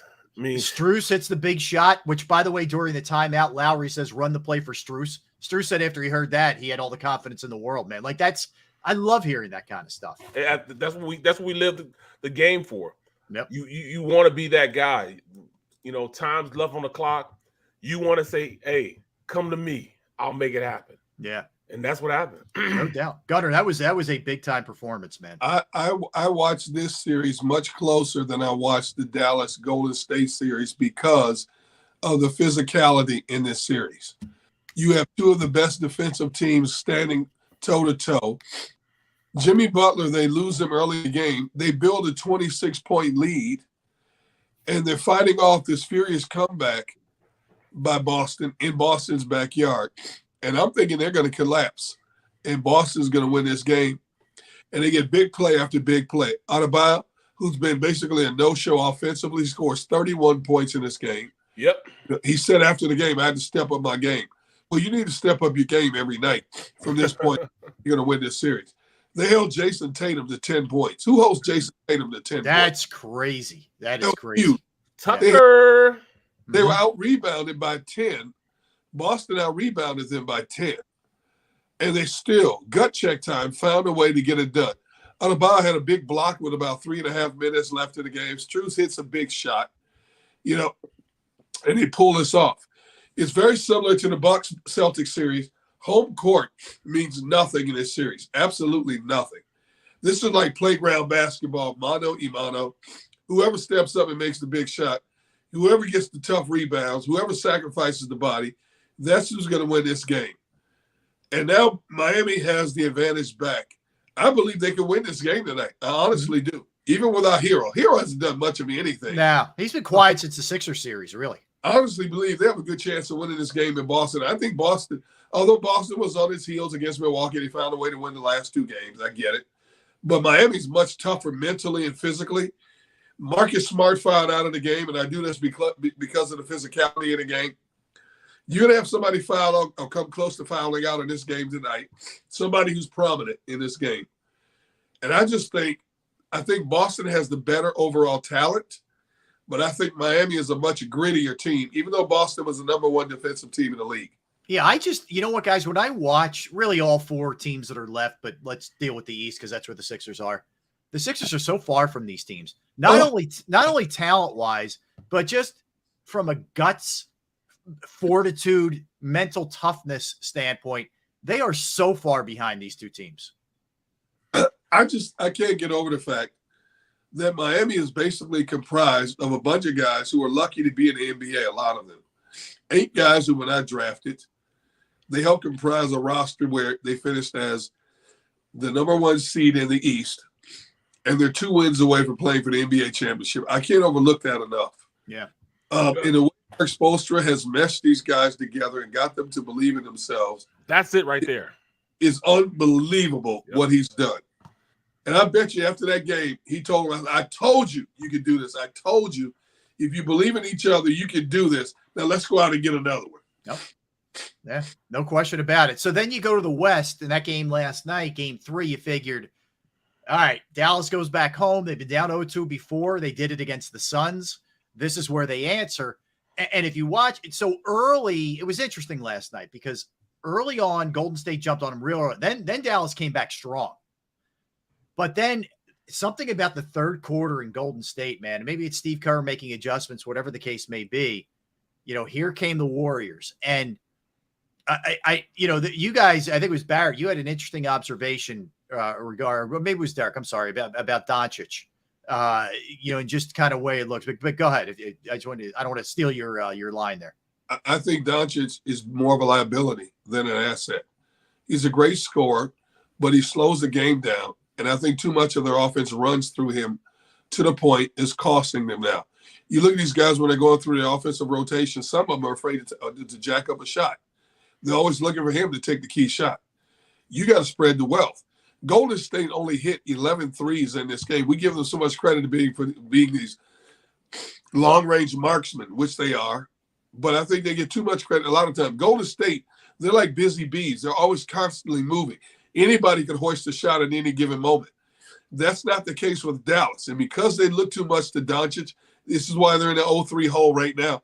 I mean, Dallas had a great season, but you're playing a Golden State team that's going to beat you in 12 different ways, whereas you only have 1 or 2 different ways you can beat Golden State, and your 1 or 2 ways have not worked up to this point. Yeah. Barrett, look, I can't go as far as to say he's more of a hindrance, but I agree with Derek in that it's a lot of shot clock down to like 3 seconds. He can't get anything up in the air, kick it to somebody, and they just got to launch. That's a tough way to do things sometimes. Like, and look, to his.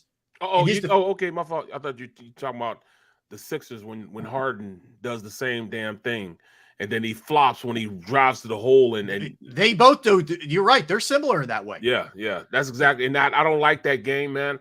I like pace. Pace wins, man. I like pace. And you look at both teams. as long as the pace is going, whoever has the pace of the game going, usually win the game, man. And that's exactly what I see with Golden State. Golden State wants to get out there and run. They got all marksmen.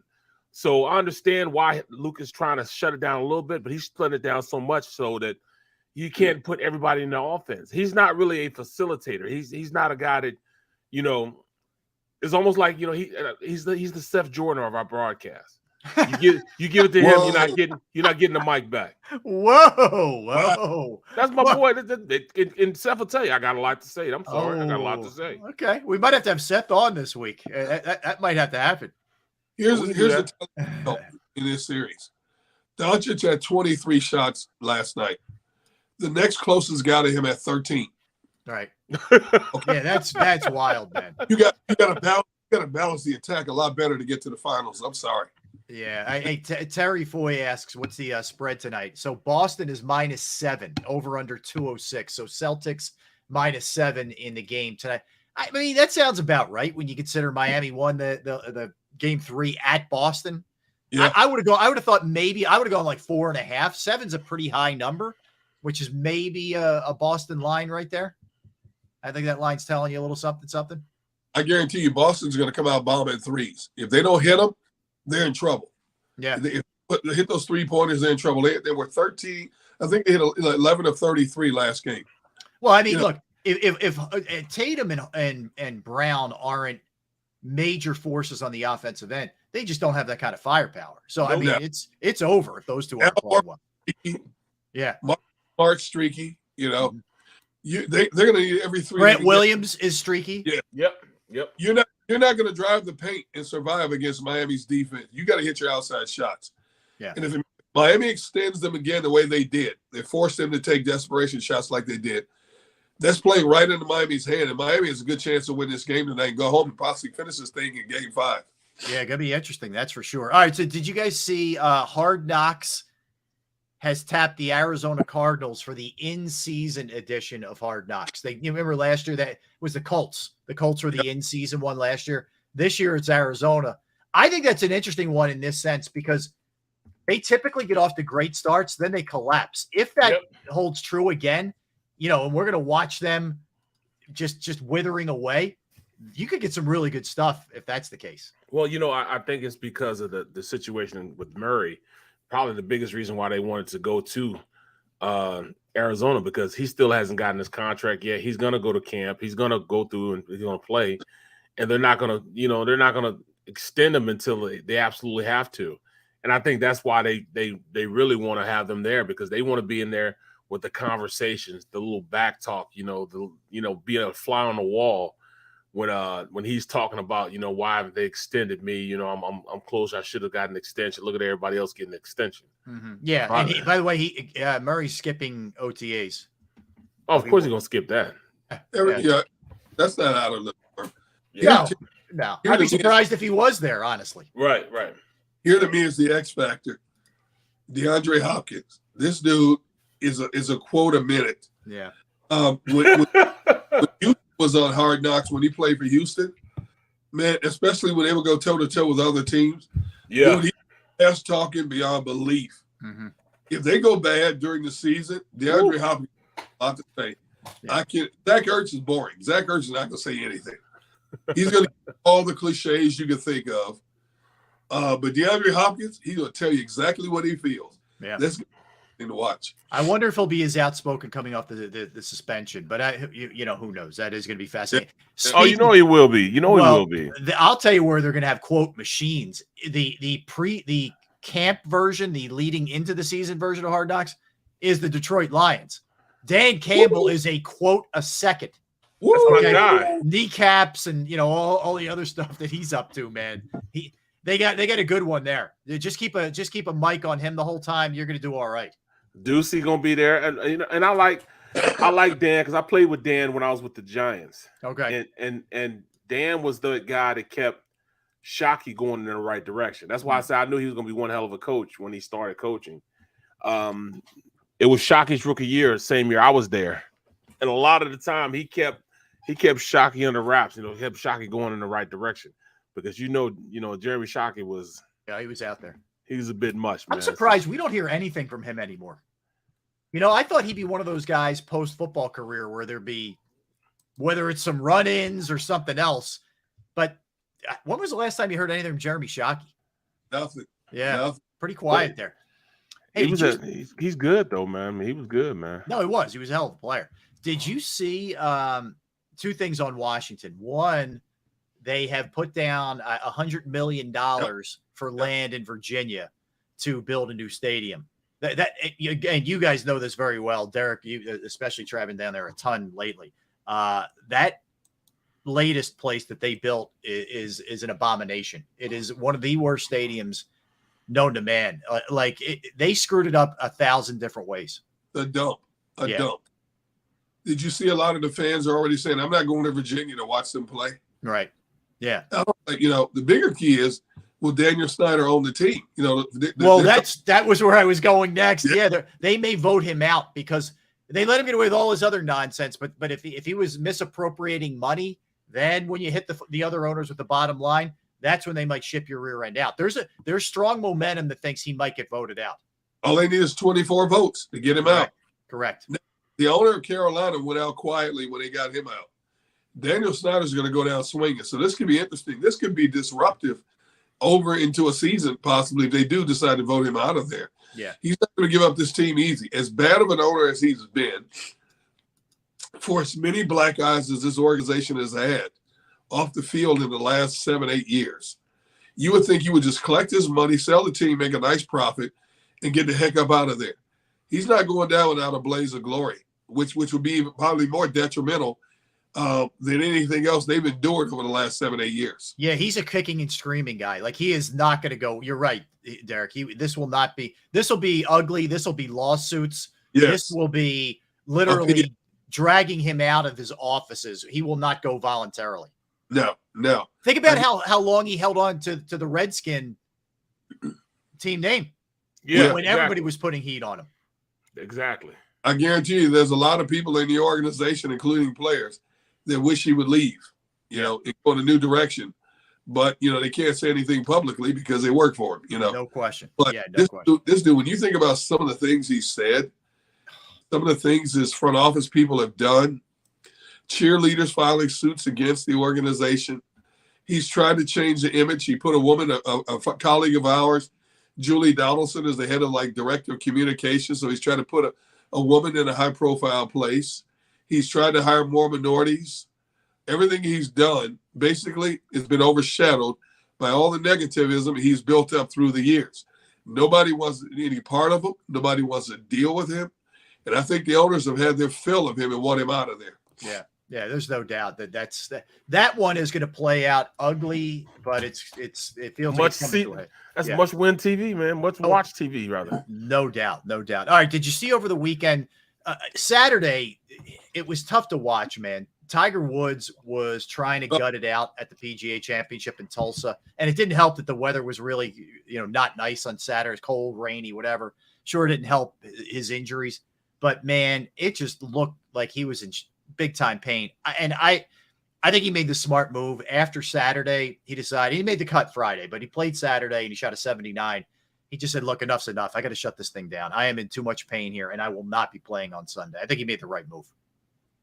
I mean, he was barely walking, bro. Yeah. Trying to swing a club. Like, literally, I played on Saturday and my wrist hurts. My shoulder hurts. My back hurts. And I only played 18 and I was riding in a cart. They walked the entire 18. It is 100 degrees outside. Oh, man, I felt miserable. I almost didn't make it fishing because of it, bro. Really? You're that banged up from playing Saturday? From playing on Saturday, man. Because what is happening here? A lot of guys tapped out. Because it was too hot? It was too hot? I promise. It was probably, no lie, probably a little over 58% of the golfers tapped out. What? It was only like, yes. And that's a lot. Tapped out. That's guys a lot. did not play, man. I mean, they just quit. It was like, it's too hot. They just started driving it in. Hollis made it. He wasn't even playing. He was just riding in the cart. Hollis was out in that heat? He was out and drinking.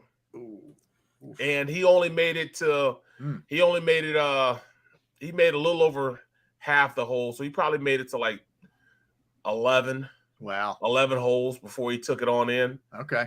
And then, you know, the Yeah, I group he got was with, it was that hot and muggy in there. It was bad. It was bad. There's no. And then we didn't have two of the guys that were supposed to play with us didn't come. So it was just me and this other guy, and we played the whole 18, but we had to take double shots.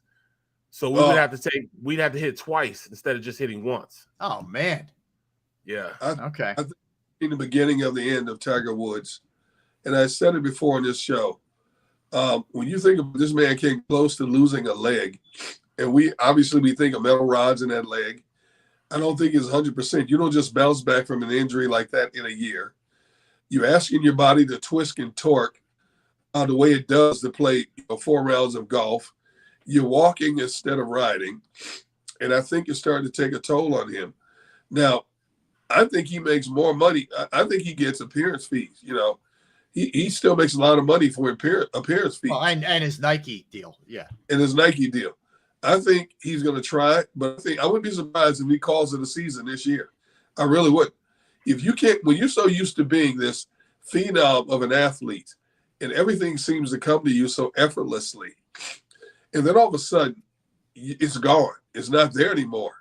And no matter how much you try, you never can get back that elite game. You have to take a good, hard look at yourself in the mirror and come to the conclusion, maybe it's time for me to ride off into the sunset. Now, a healthy Tiger Woods will still have many years to compete, but this dude is far from healthy. We don't know all the parameters of what he's going through, but from what I saw, he's far from healthy. And I think if he's real, he doesn't need the money. He doesn't need the fame. He has everything he wants. I think it's time for him to ride off into the sunset. I was blown away he played the Masters. I couldn't believe he came back that quickly. I think he still may try and play over in Scotland. I think that's July, May, or whatever it is. I think it's July. But it just feels like, man, just heal up. If you want to try and come back later, it just felt like it was a little bit too soon. Yeah, what was it, 8 months? 8 months since that happened? Yeah, crazy. That's way too soon, man. So if you guys didn't get a chance to see it with that, the PGA that they were playing in, the PGA Championship. So Pereira was in cruise control heading into 18, and he double bogeys, and he falls apart, and it ends up going to a playoff, and Justin Thomas ends up winning the thing. I mean, I felt bad for the dude because it was a bit of a collapse there at the end. It was not pretty, by any stretch. The way that's golf for you, man. Yeah. The thrill of victory. What was the old ABC line? The thrill of victory, the agony of defeat. Agony of defeat. Yes. Right there. Mike Schmidt had a great line on that, Derek, about Philadelphia media. He said, the thrill of victory and the agony of reading about it the next day. That was Schmitty will give you this. Schmitty will give you some every once in a while, man. Yeah. That was one of the all-time. So Schmitty said, I forget exactly what it was, but he was in Montreal. I think the Phillies were playing the Expos, and he ripped the Philadelphia fans, right? And Schmitty's a quirky dude. He's an eccentric dude. And he didn't think that would get back to the United States. He thought it would just stay there in Canada, right? And so with that premise, once this was like 1985 or something like that. So he says it, and the city's up in arms, right? They're just they lose their mind when he says it. So he comes back, and you guys have probably seen the video of this. He comes out prior to batting practice, and they're warming up in the field. It's a home game at the Vet after all this went down. And he comes out, and he's got a dreadlock wig on underneath his Phillies hat, which I thought was kind of, acknowledging it, getting it, and just having a little bit of fun with it. And it really kind of flipped people on the way they look. He was a great player, but he had a love-hate relationship with the fans, and he'll tell you that. He said it a lot, man. He said, look, man, I mean, I am who I am. And, a lot of the times I didn't agree with what Philly fans do or what they say. But he said they knew I gave my all when I was on the field. They know he didn't have to worry about that. Yeah, and he also said, look, I didn't handle things right either. I was too much in my own feelings, a lot of times too. So it is what it is, man. There's a lot of love-hate. It's amazing how when you put yourself on a certain status, when you've achieved certain goals, fan base is more forgiving when you step out of line, more so than just your average run-of-the-mill individual. Some players can say and do what they want, and people will forgive them because they're so productive on the field. But, you know, when you're a lesser-known commodity, they want to hold it over you forever. And I'm thinking about Alex Bohm, you know, considering how quickly Philly fans forgave him for what he said, you know, I was impressed. Because as soon as it aired, and, you know, I think Philly fans are going to chew him out, they basically embraced him. It made him, hey, look, man, don't worry about it. Go back and play. So it comes down to who the individual is and how much they like you or potentially like you in a city will determine whether you survive and thrive in that market. Yeah. No, consider what Alex did yesterday. They love him even more. Yeah, but I mean, I think it does go to show just if you own something, like Ben Simmons never owned a thing in his life. And that is the quickest way to get you to show you the door in this town. If you own something, I think they are very forgiving of that if you're up front. And Alec Bohm handled it perfectly. He did. He's right after the game. Yeah, my bad. I didn't mean it. I'm sorry I said it. I shouldn't have said it. I was frustrated.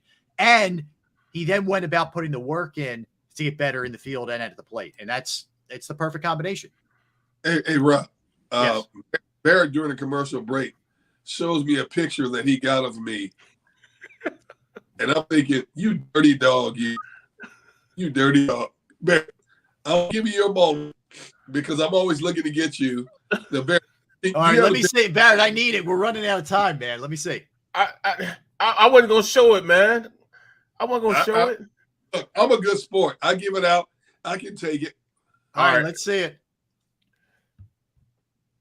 Oh, you were out cold too. It wasn't just the kids. All right. What happened? Too much cough syrup? I told you I should have stayed home. Look. Oh my God. Hey, I took me a short siesta in between spots where we were stopping to fish. All right. Hey, dude, I'm on medication. I'm thinking I should have stayed. No. That was on the way back. We were on our way back then. Oh, was it? Yeah, you were. You didn't sleep during the time we were fishing. Oh, little cat nap. Oh, we were on our way home. Hey, look, man, I was under medication, man. I had to catch some Z's when I could. I haven't slept well in 4 days. But Barrett, kudos to you, man. You got me. I'm getting back. Oh boy, it's on now. Now it is on. All right. Remember that vengeance will be his. All right. So tomorrow, Jim Salisbury is going to join us from NBC Sports Philadelphia. We'll continue certainly with the Eagles, Sixers, you name it. Have a little fun. That's for sure. Don't go anywhere. National Football Show. Dan Cilio is coming up. I want to thank Xander Krause producing the program. Gunner, great job. Barrett, great job. I am Rob Ellis. We will talk to you guys tomorrow at noon. Tell a friend, smash the like button. We are Sports Take, JAKIB Sports YouTube Network.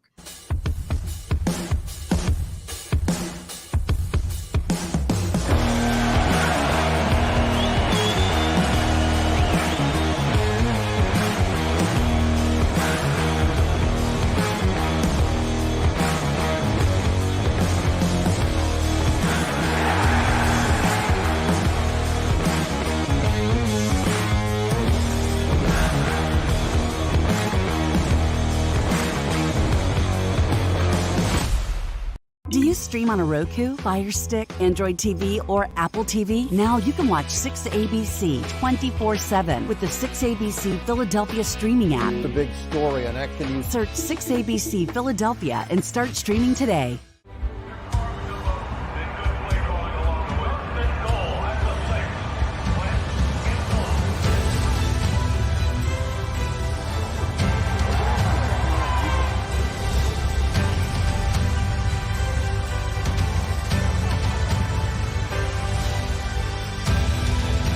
Field of life, First Trust Bank is there for you. Champions on 3. 1, 2, 3. Because Philadelphia dreams deserve a Philadelphia bank.